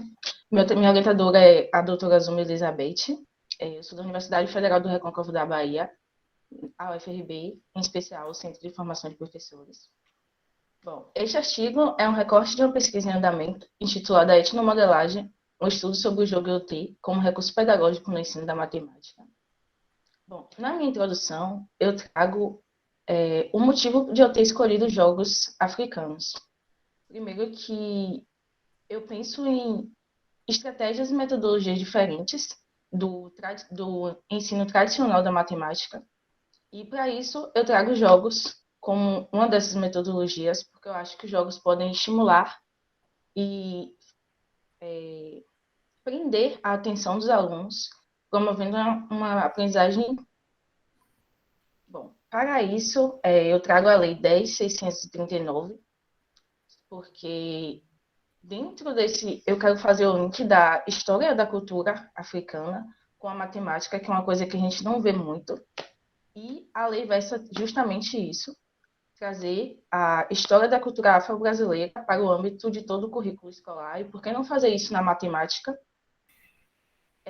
Para isso, eu trago como base a Etnomatemática, de D'Ambrosio 2008, que reconhece, valoriza e observa os conhecimentos e práticas desenvolvidas por diferentes povos e propõe um diálogo entre a matemática presente nos grupos culturais com a matemática acadêmica, que é justamente a ligação da cultura dos povos com a matemática estudada nas salas de aula. A modelagem, que é contrário, ela pega a matemática escolar acadêmica e leva para os povos, e a etnomodelagem, que é a junção das duas. Madruga 2021 diz que se utiliza dos conceitos de diversidade da cultura etno em consonância com a modelagem matemática TICAS, com o objetivo de potencializar essa aprendizagem. Bom, os procedimentos metodológicos. A minha pesquisa é de uma abordagem qualitativa, como versa Bogdan, Bicklin, em 2010. na qual foi utilizado um mapeamento de pesquisa educacional como procedimento metodológico de análise de dados, Birmingham, 2008. E para compreender essas pesquisas, como as pesquisas se apresentam, foram realizadas buscas no catálogo de teses e dissertações da Coordenação de Aperfeiçoamento de Pessoal do Nível Superior, a base de dados da CAPES. Para buscar as pesquisas que faziam esse link com o meu tema, foram utilizadas algumas palavras-chave. A primeira palavra-chave que utilizamos foi jogo ande africanos em etnomodelagem, não obtendo nenhum resultado. Então, pesquisamos jogos ende africanos em etnomatemática, que obtemos o resultado do trabalho nomeado como D1. Jogos ende africanos ende matemática, que obtemos 3 resultados identificados como D2, D3 e D4. E, por fim, jogos ende IoT, não obtendo nenhum resultado. O quadro 1 mostra as pesquisas encontradas neste mapeamento. Todas as 4 pesquisas são pesquisas de mestrado. A primeira pesquisa tem como tema etnomatemática e afroetnicidade, caminhos para a investigação de possibilidades através dos jogos africanos, Ouri e Tanobeta, na implementação da Lei Federal de 10.639 de 2003. A pesquisa D2 tem como tema Jogos Africanos, dando significado e auxiliando o ensino da matemática. A pesquisa D3 tem como tema Jogos Africanos e o currículo da matemática, uma questão de ensino. E a D4, o ensino da matemática através dos jogos educativos africanos, um estudo de caso, em uma turma de educação de jovens e adultos, EJA, de uma escola municipal de Aracaju. Bom, os principais resultados. Foi analisado que a pesquisa D1 tem como objetivo investigar as concepções dos estudantes de mestrado sobre a implementação da lei e foi ministrado um curso onde eles têm um entendimento sobre a história dos afro-brasileiros e metodologias que podem ser utilizadas. E para isso foi utilizado os jogos de tabuleiro africano, Ouri e Tanobeta. Na pesquisa D2, também busca a valorização da história da cultura africana e afro-brasileira, apresentando sugestões de trabalhos interdisciplinar por meio da construção do tabuleiro para jogos Xixima, Borboleta e a família Mancala, sob a perspectiva geométrica e aritmética. O D3 prioriza a valorização da história e da cultura afro-brasileira, aliadas às habilidades de ensinamento matemático presentes na educação de jogos e na construção do tabuleiro com estudantes do ensino médio, ensino fundamental. O D4 foi realizado com estudantes da educação de jovens e adultos, o EJA, onde foram desenvolvidos jogos de tabuleiro da família Mancala, e um desses jogos foi o Ouri, sendo utilizados conteúdos como operações, adição, subtração e multiplicação. Bom, as considerações finais. As pesquisas indicam que a utilização de jogos africanos no ensino de matemática na perspectiva da etnomatemática de D'Ambrosio, 2008, abordam também conteúdos da história e da cultura africana e tem ênfase em jogos, com ênfase em jogos de tabuleiro. Consideramos que também podem ser realizadas pesquisas na perspectiva da etnomodelagem, como versas Rosa e Orei, 2017 e Madura, 2021, mas, porém, não foi encontrada nenhuma pesquisa ligando a etnomodelagem aos jogos africanos. Nessa direção, como perspectiva de continuidade, pretende-se utilizar o jogo africano IoT no desenvolvimento de atividades pedagógicas no intuito de construir etnomodelos que facilitem a aprendizagem de conteúdos matemáticos sob a ótica da etnomodelagem. As minhas referências. Eu quero agradecer ao evento pela oportunidade, quero agradecer a minha orientadora e ao grupo GPT-MAC por me dar a oportunidade de trazer mais uma vez o nome do grupo para mais um evento. Tá bom, Tamires, obrigado pela apresentação. Você pode parar a apresentação também. Né? E eu queria deixar aberto para vocês, se alguém tem algum comentário aqui no chat, eu não vi. Só tem a Shirley agradecendo, né, que o uso lúdico é sempre uma prática assertiva e prazerosa para os alunos. Você percebeu isso? Ao aplicar o jogo IoT, surgiram... Deixa eu só pegar aqui a questão aqui. Surgiram outros jogos semelhantes a partir da cultura dos alunos, Tamires? O jogo, o trabalho ainda está em desenvolvimento, não foi aplicado ainda em sala de aula.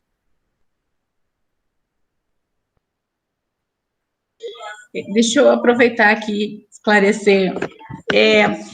Tamira está na fase inicial do trabalho de conclusão de curso. E eu sempre peço para que quando eles vão, antes de começar, quando eles estão fazendo o projeto do TCC, eu sempre peço que eles façam um levantamento para saber o que tem sobre, né, essa revisão da literatura que a gente chama de mapeamento. E esse é um recorte do mapeamento que ela fez buscando jogos africanos com a etnomodelagem, não encontrou, aí foi para a etnomatemática. Então, essa é uma parte do mapeamento que ela fez para a elaboração do projeto de TCC. A intenção dela é trabalhar com jogo IoT, né? Mas ainda não está bem em fase inicial.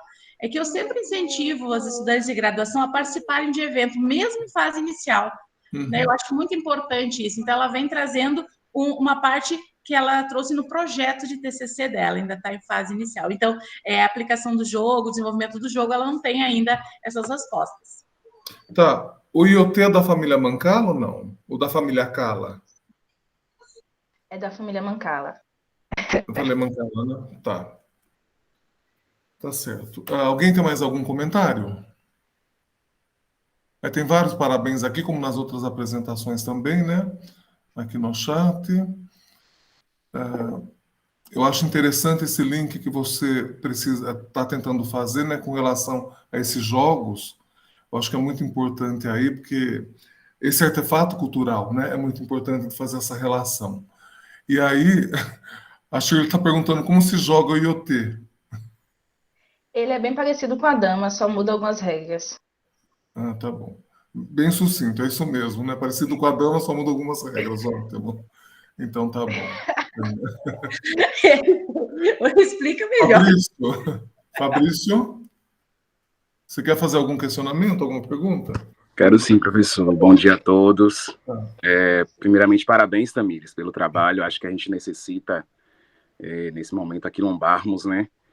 E tem tudo para ser um trabalho muito lindo, ainda mais que está nas mãos da professora Beth, que eu sou suspeito em falar, mas está em boas mãos. Só uma consideração.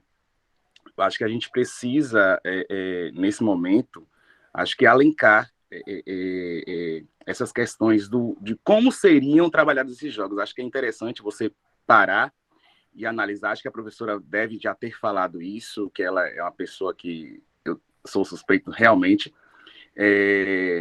mas é necessário como seriam aplicados e quais são os critérios para serem aplicados em sala de aulas. E, além disso, o jogo por jogo, a aplicação do jogo por si só, eu acho que não seria interessante.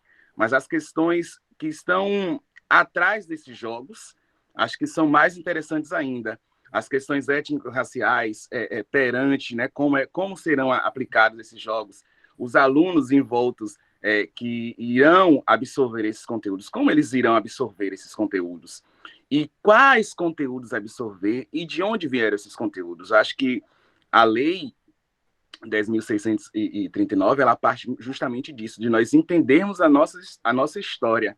Então, como você citou a lei, é interessante a gente analisar essas questões, né, de como será aplicado as coisas, não só os jogos, mas sim o que está atrás dos jogos. E parabéns pelo trabalho. Obrigada. A ideia inicial é justamente levar a cultura, apresentar um pouco da história da cultura africana, justamente para os alunos terem a curiosidade de pesquisarem mais e depois apresentar o jogo e utilizar como etnomodelo, produzindo o tabuleiro. Tá bom, então. A Shirley também está perguntando se existe o jogo IoT no formato virtual. Sim, pode encontra ele no Play Store. Tá ok, então. Está respondido também. Mais alguém tem algum comentário para fazer? Então tá. Então nós vamos passar para outra apresentação, que é o povo indígena Parintintim, Asticas e Matema na sua organização sociocultural, do Leonardo Dourado Azevedo Neto e Tiago Donda Rodrigues. Leonardo, você pode começar. Tá bom, vou colocar a apresentação.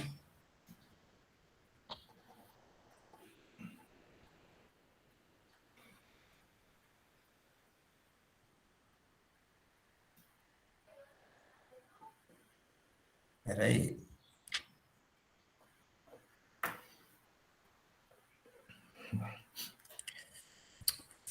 Espera aí que não estou conseguindo achar o arquivo aqui. Abri ele e não estou conseguindo aqui.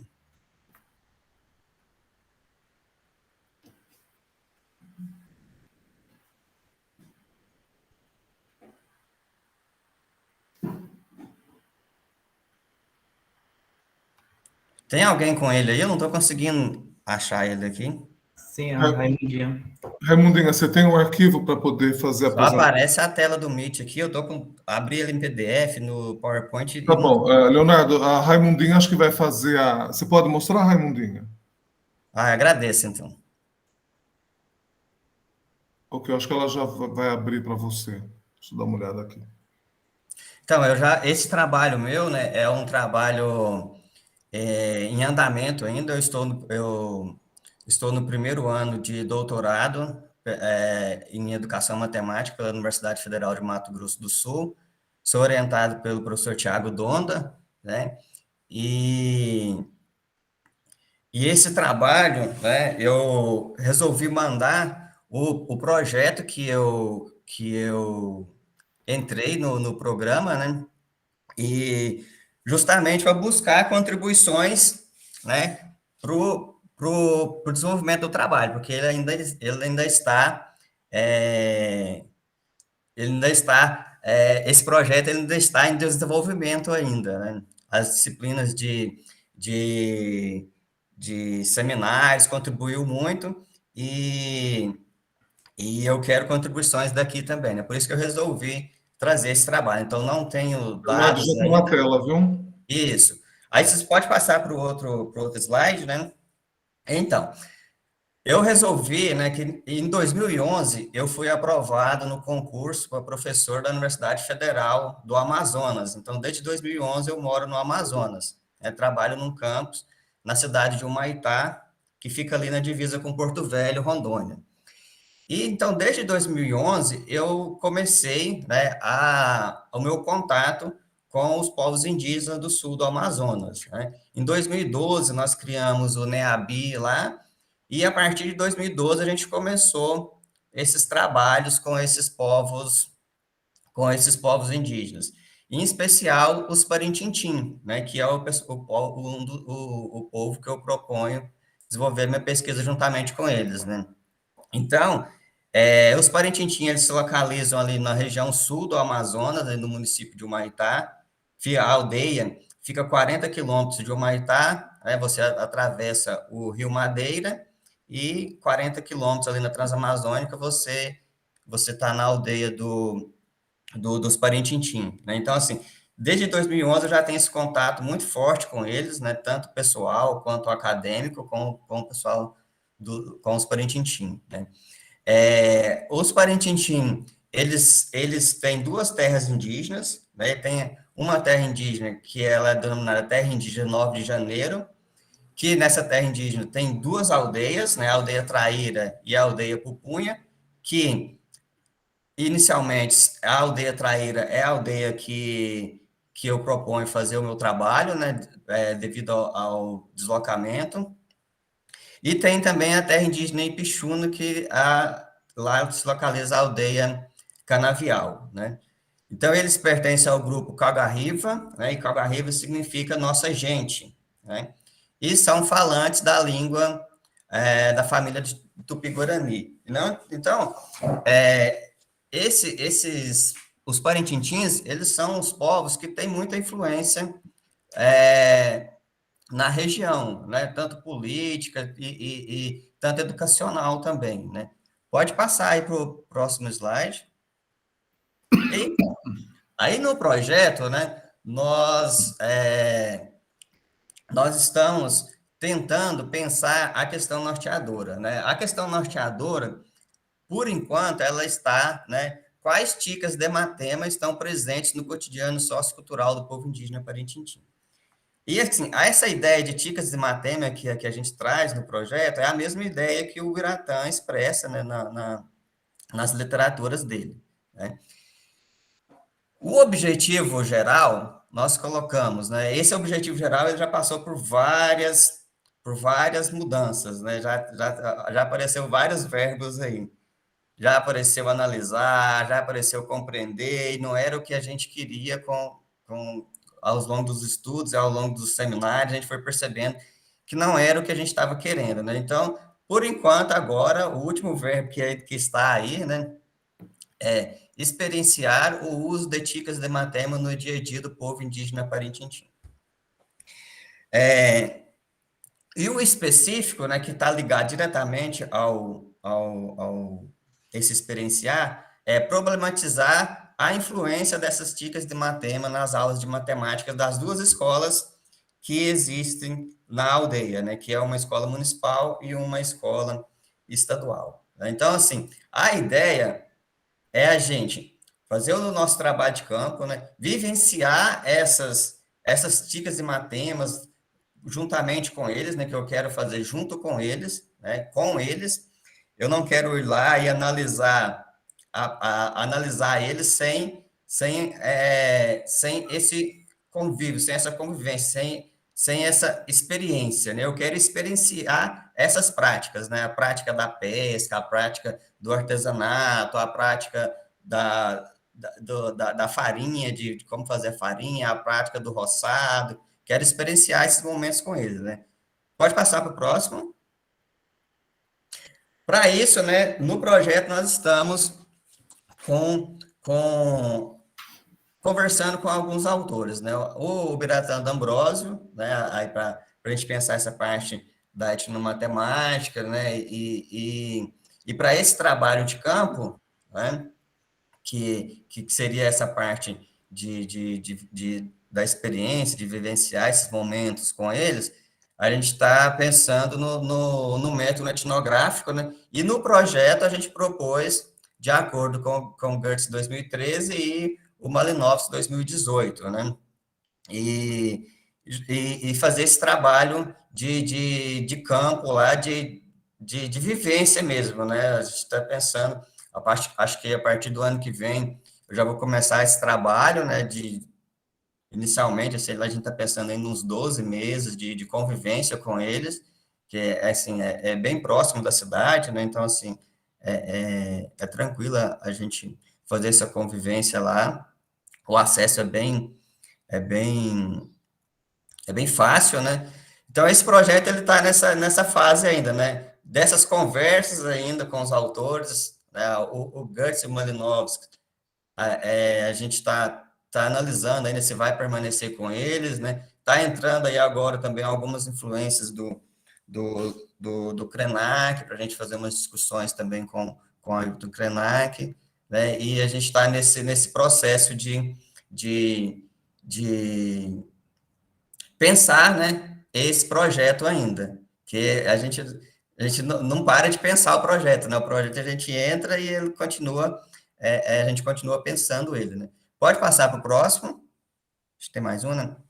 Então, o que a gente pretende fazer, né, nesse trabalho de campo, né? Vivenciar essas experiências, conversar com as lideranças indígenas, né, os fazedores de artesanato, os pescadores, caçadores, né, os caciques, os professores, e buscar problematizar juntamente com a comunidade, né, essas ticas e matemas que podem ser encontradas, né, na dinâmica desse pessoal lá no dia a dia da aldeia, né. E não trouxe aqui, né, mas uma das ideias juntamente com esses professores, depois de a gente realizar essas problematizações com o pessoal da comunidade, com os professores, a gente gerar um material que deixe essas problematizações expressas lá com ele em forma de... Aí a gente não sabe ainda, né, que eu vou conversar com eles ainda, mas uma cartilha, um fascículo, um vídeo, alguma coisa a gente vai deixar de problematizações sobre essas ticas que a gente pode estar encontrando, né, nesse convívio. É isso, né, o projeto ainda está em fase inicial, a gente ainda está discutindo ele nas disciplinas, e trouxe aqui para contribuições, né, para vocês me derem, trazendo contribuições para mim, perguntas, e para a gente encaminhar esse projeto. Muito obrigado, né? Tá bom. Raimundo, acho que você pode parar a apresentação. Leonardo, eu tenho 2 comentários, eu acho. Deixa eu ver onde que eu fiz a anotação aqui, depois eu passo para o pessoal. Você está usando experienciar e vivenciar como se fossem sinônimos, né? É isso mesmo? Pelo menos na sua fala foi o que eu entendi, né? Experienciar Agora e que eu vivenciar pensei, como na minha fala sinônimos. foi, né? Então, é isso mesmo. Mas Você tá a ideia principal é o experienciar, né? Então, porque eu acho que é um pouco diferente de vivenciar a cultura, né? Ou de vivenciar o local. Eu não sei. Me pareceu que eles, na sua fala, que eles eram sinônimos. Para você pensar também, com o Tiago também, a questão da questão da investigação, acho que ela está dissonante do seu objetivo geral. Então, talvez repensar isso. Por exemplo, porque no objetivo geral você pergunta quais são. E eu digo, na questão da investigação, você pergunta quais são. E no objetivo geral, experienciar essas ticas e matema. Então, eu entendo que tá uma dissonância aí, porque quais são? São essas e acabou, né? Você experienciou? Não sei. Eu não sei se a questão de investigação direciona você para a experienciação, né? Desse questionamento. Talvez, na questão da investigação, sei que está no início ainda, colocar, por exemplo, como as ticas e matemas podem ou são experienciadas no cotidiano dos parintintins.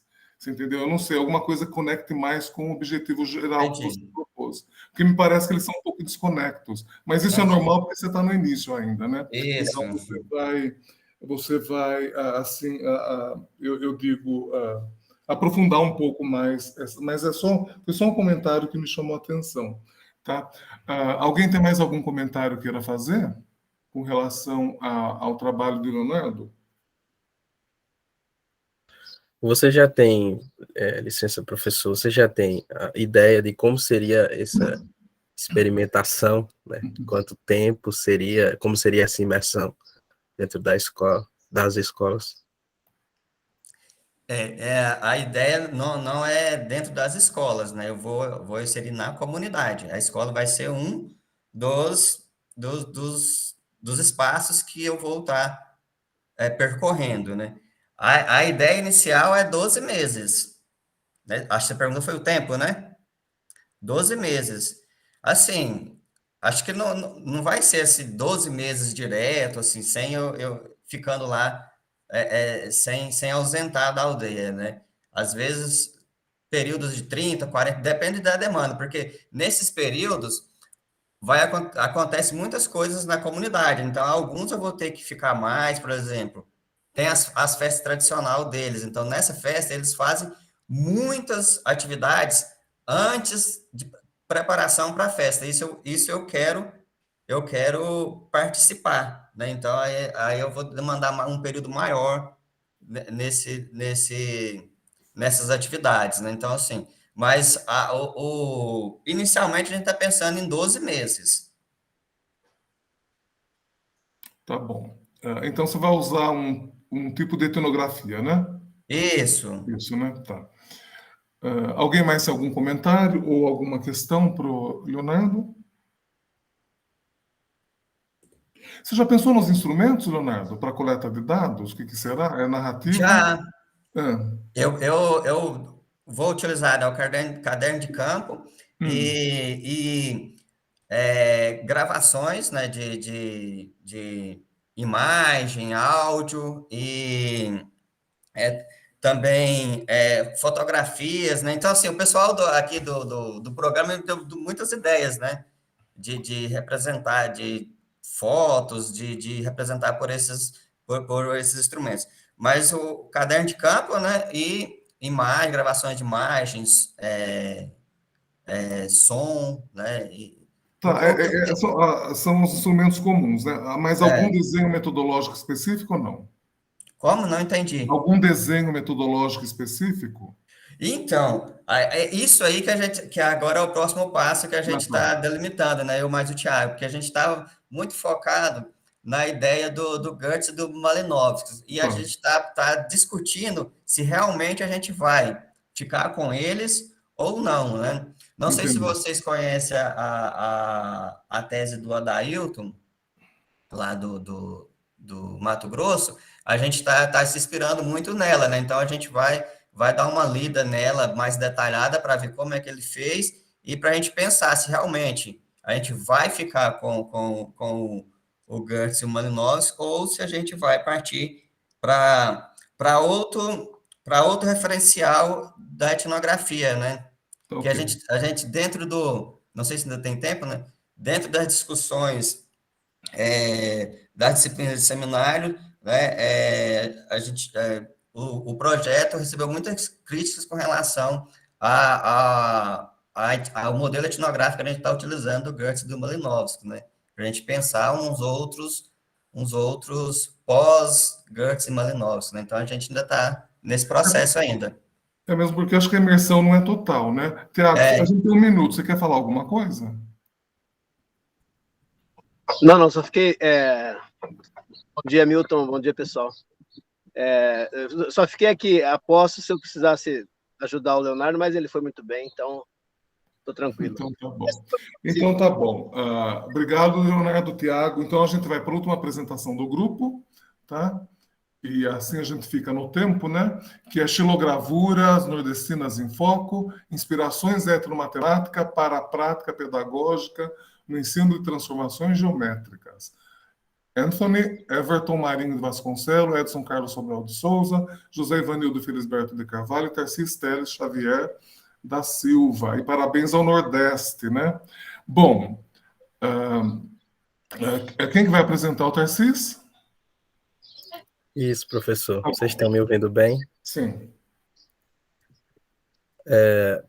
Tá bom. Bom dia a todos, pessoal. Eu sou o professor Tarcís, licenciado em Matemática e mestrando agora no programa de pós-graduação em Educação em Ciências e Matemática da Universidade Federal de Pernambuco. Os meus 3 colegas que escreveram e fizeram essa parceria comigo também são da universidade. Professor Anthony, do mesmo programa, mestrando também. Professor Edson, mestrando de um outro programa da nossa universidade, de Educação Matemática e Tecnológica, e o professor Dr. Ivanildo, que nos orientou nesse trabalho. Ele é professor do curso de Matemática da Universidade Federal de Pernambuco. Então, a nossa proposta foi justamente trabalhar, né, com essa xilogravura nordestina, um grande objeto, né, da nossa cultura que é manifestado todos os dias nas nossas casas, na casa dos nossos avós, dos nossos pais, através da literatura de cordel. Não sei se todos aqui conhecem, né, a xilogravura.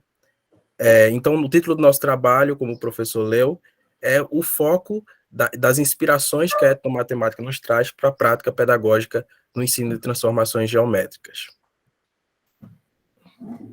Então, na nossa introdução, nós trazemos um pouquinho sobre a transcendência, a sobrevivência, a experiência mesmo que a arte e a cultura ela pode trazer para dentro da sala de aula de matemática. E nos trouxe um pouquinho essa inquietação, né, em saber quais são essas matemáticas que a xilogravura traz e quais são essas matemáticas também, não só na arte, mas na técnica do xilogravurista, né, que é o artista da xilogravura, que faz a xilogravura.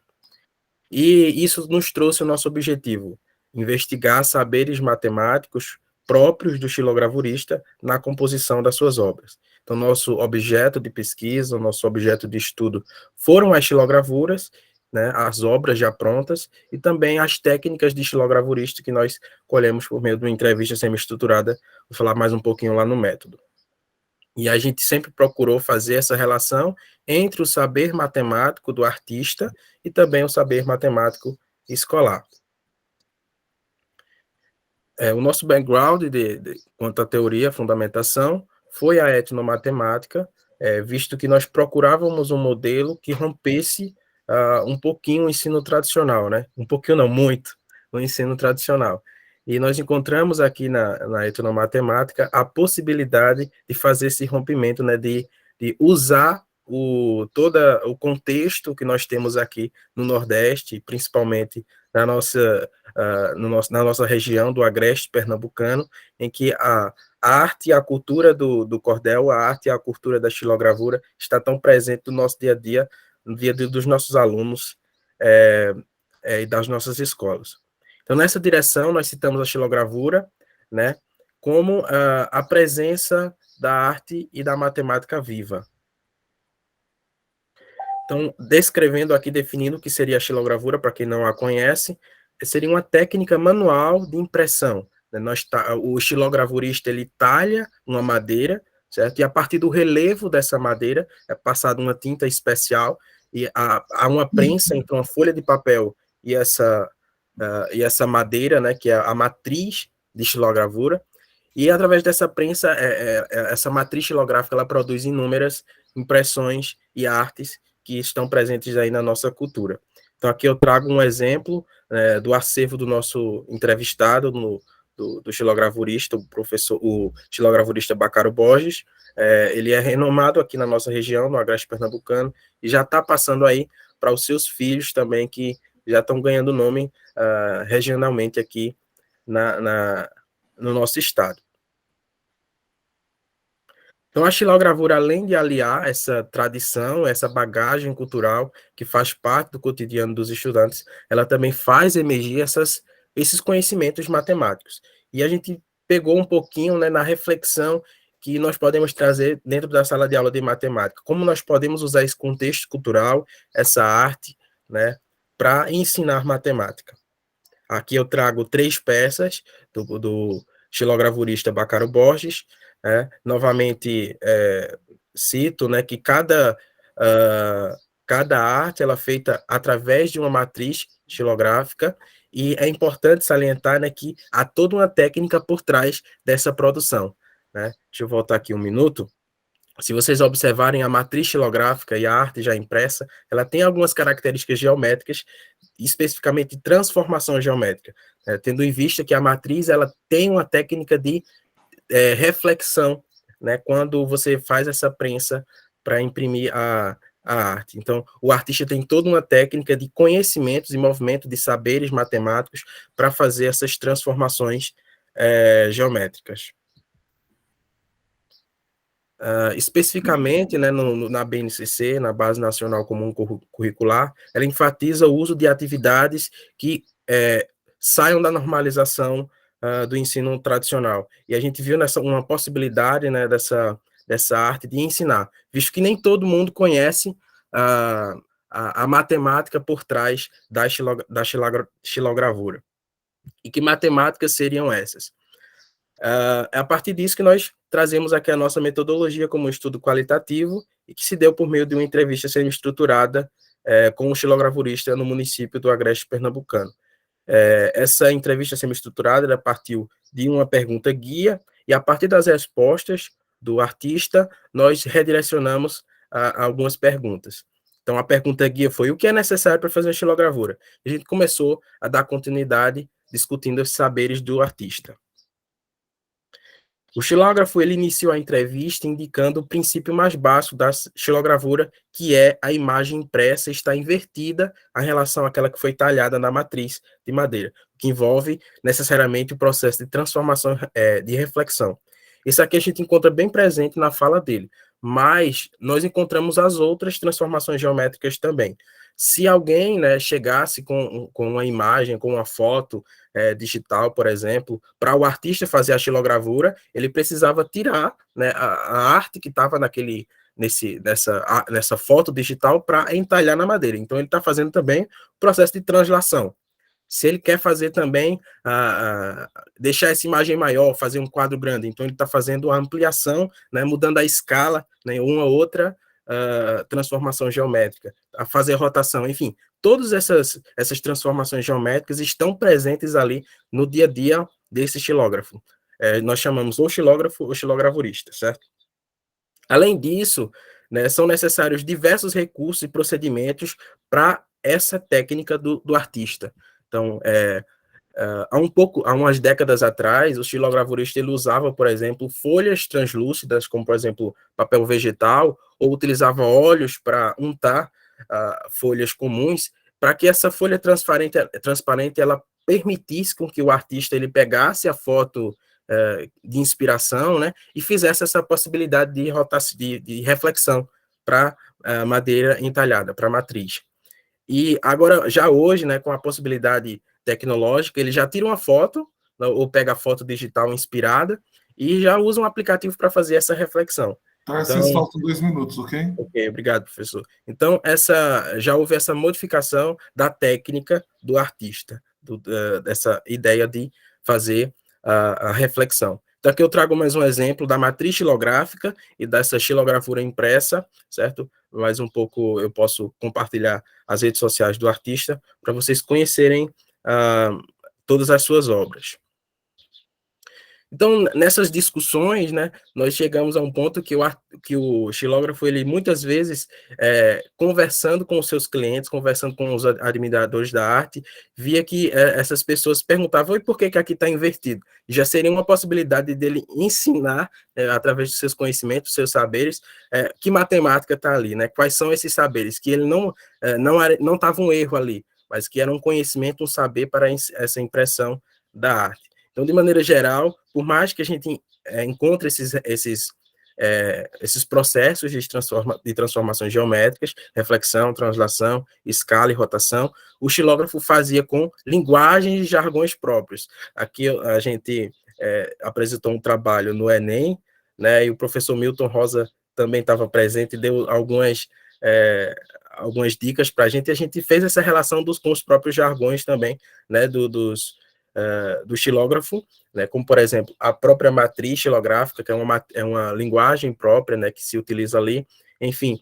E a partir dessa descrição de processos, o xilógrafo se mostrou um livro vivo de geometria na qual a arte e a cultura constituem um lar nessa belíssima e sofisticada matemática. Então, gostaria de agradecer aqui. Falando nas nossas considerações finais, nós verificamos que o xilogravurista utiliza diversos saberes em suas obras, e essas reflexões tecidas nos indagou como poderia ser a prática da sala de aula, né? Como o professor poderia trazer essa arte que está presente no dia a dia dos estudantes para relacionar com a matemática. Então, aqui trazemos as referências, e muito obrigado a todos presentes. Fico aberto aqui para as discussões. Tá bom, então. Eu acho que eu estou pronunciando o seu nome errado, né? É Tarsis. Tarsis, tá bom, então. Obrigado, estava pronunciando errado. Tá, desculpa. Mas eu queria mostrar, antes de eu fazer um comentário, eu queria mostrar para vocês isso aqui. Que é uma literatura de cordel com xilogravura do Biratan D'Ambrosio, né, que a gente tinha um grupo de amigos do Biratan D'Ambrosio, isso é de 2015. Até a autoria de Maria Leopoldina Bezerra Brito e a xilogravura de Manuel Amaral, né, do Nordeste também.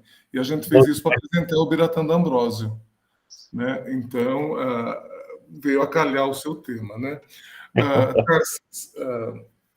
Eu queria falar para você o seguinte. Como sugestão só, ele tem um saber fazer, não só o saber, né? Então, eu acho que você colocar saber fazer, você amplia mais esse leque. Porque ele tem esse saber tácito, mas de uma certa maneira ele está transpondo esse saber dele para um artefato, né, cultural, que é a xilogravura nesse caso. Então, existe um saber fazer próprio aí, que é muito importante, você destacou muito bem com relação a isso. Tá? Esse saber fazer é importante. Eu queria abrir para vocês.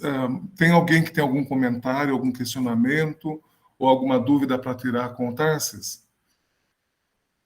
Se alguém tiver, só no chat não tem comentário nenhum, né? Mas se alguém tiver, só levantar a mão ou abrir a câmera.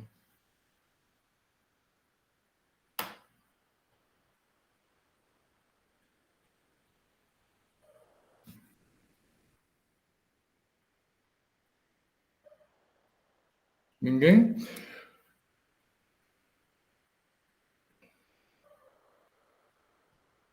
Tarsis, como essa relação dessa pessoa, né, que faz essa gravura com o conhecimento matemático, né? Como que ele faz essa relação? É interessante, né, a gente ver que na própria fala do artista, a matemática ali a todo momento. Então, ele fala em inversão, né?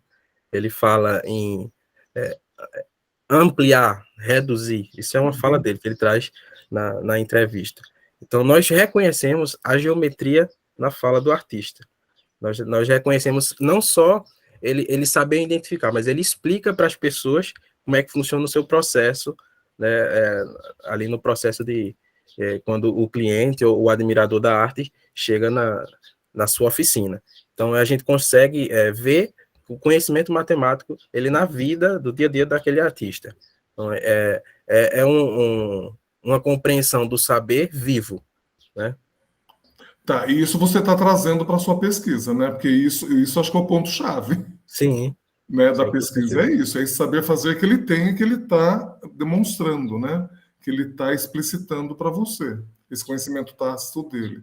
Então, isso você está trazendo para a sua pesquisa, né? De uma maneira assim mais...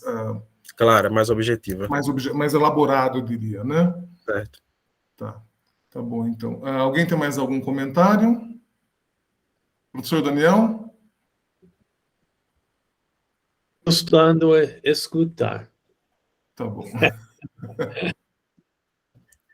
Isso mesmo, professor Shirley, é trazido para ilustrar e ambientar as situações dos cordéis.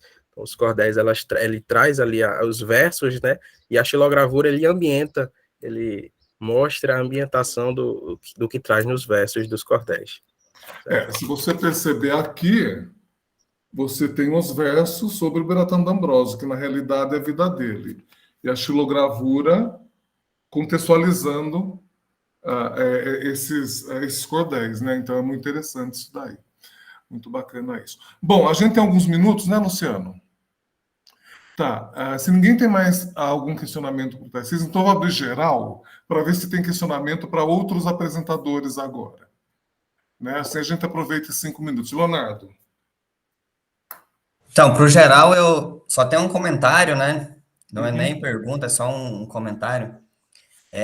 Para a apresentação acho que foi da Delma, que falou sobre os italianos, né?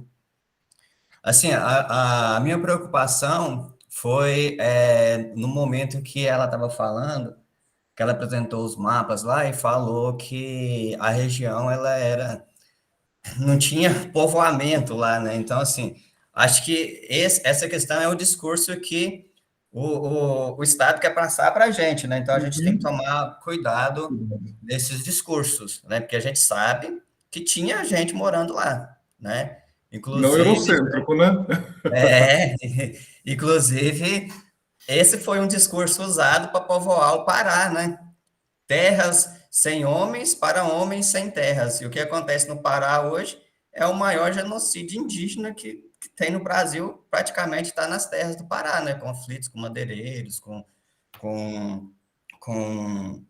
garimpeiros. Então, assim, é só uma questão do discurso aí, né? Que esse é o discurso que eles querem que a gente reproduza, e a gente sabe o que está por trás desse discurso, né? Então, só uma questãozinha nesse sentido aí. Fiquei pensativo nisso, né? Eu tenho toda a razão. Depois que eu falei, eu me dei conta, gente, eu estou falando, estou reproduzindo o discurso, né? Aí por isso que eu coloquei lá índios entre interrogação, para assim, isso dá uma outra visão, mas eu realmente tenho que mudar esse discurso. Não adianta, é a minha origem, né? A gente acaba reproduzindo isso. É a mesma Muito coisa. obrigada. É a mesma coisa a gente falar que não teve conhecimento, né? A gente verdade, considerando só conhecimento europeu. Né? E os demais conhecimentos, né? Os demais saberes e fazeres que existem por aí. Ok, alguém tem mais algum comentário no geral? Acho que a Delma queria fazer uma pergunta para a Jéssica, não foi, Delma, antes?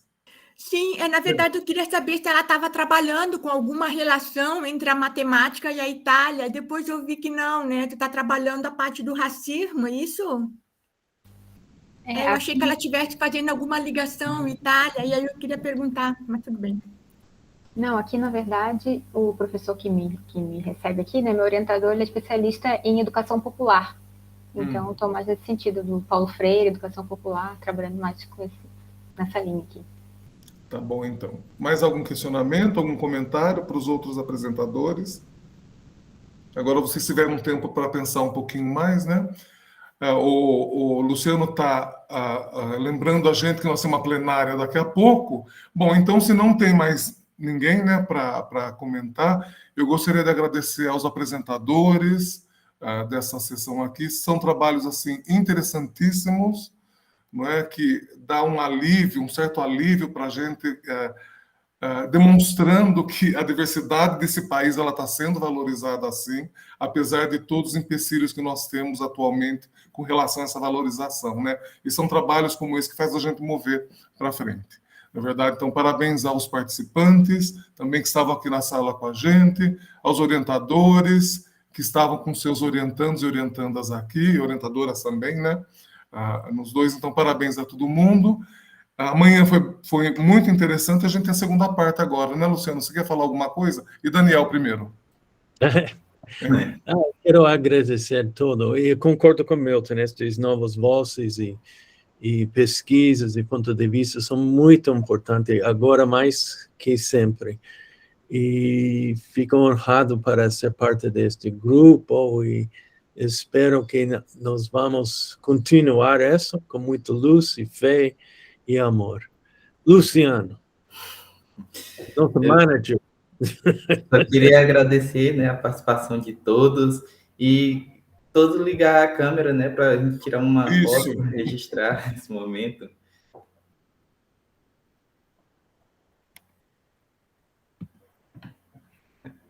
Raimundinha, Estácio, Maria da Cruz.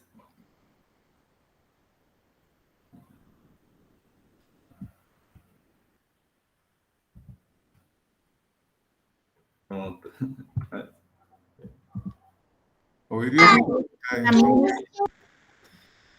Agora vamos para o YouTube, a gente vai ter agora a plenária, todos estão convidados, né, a participar no chat também.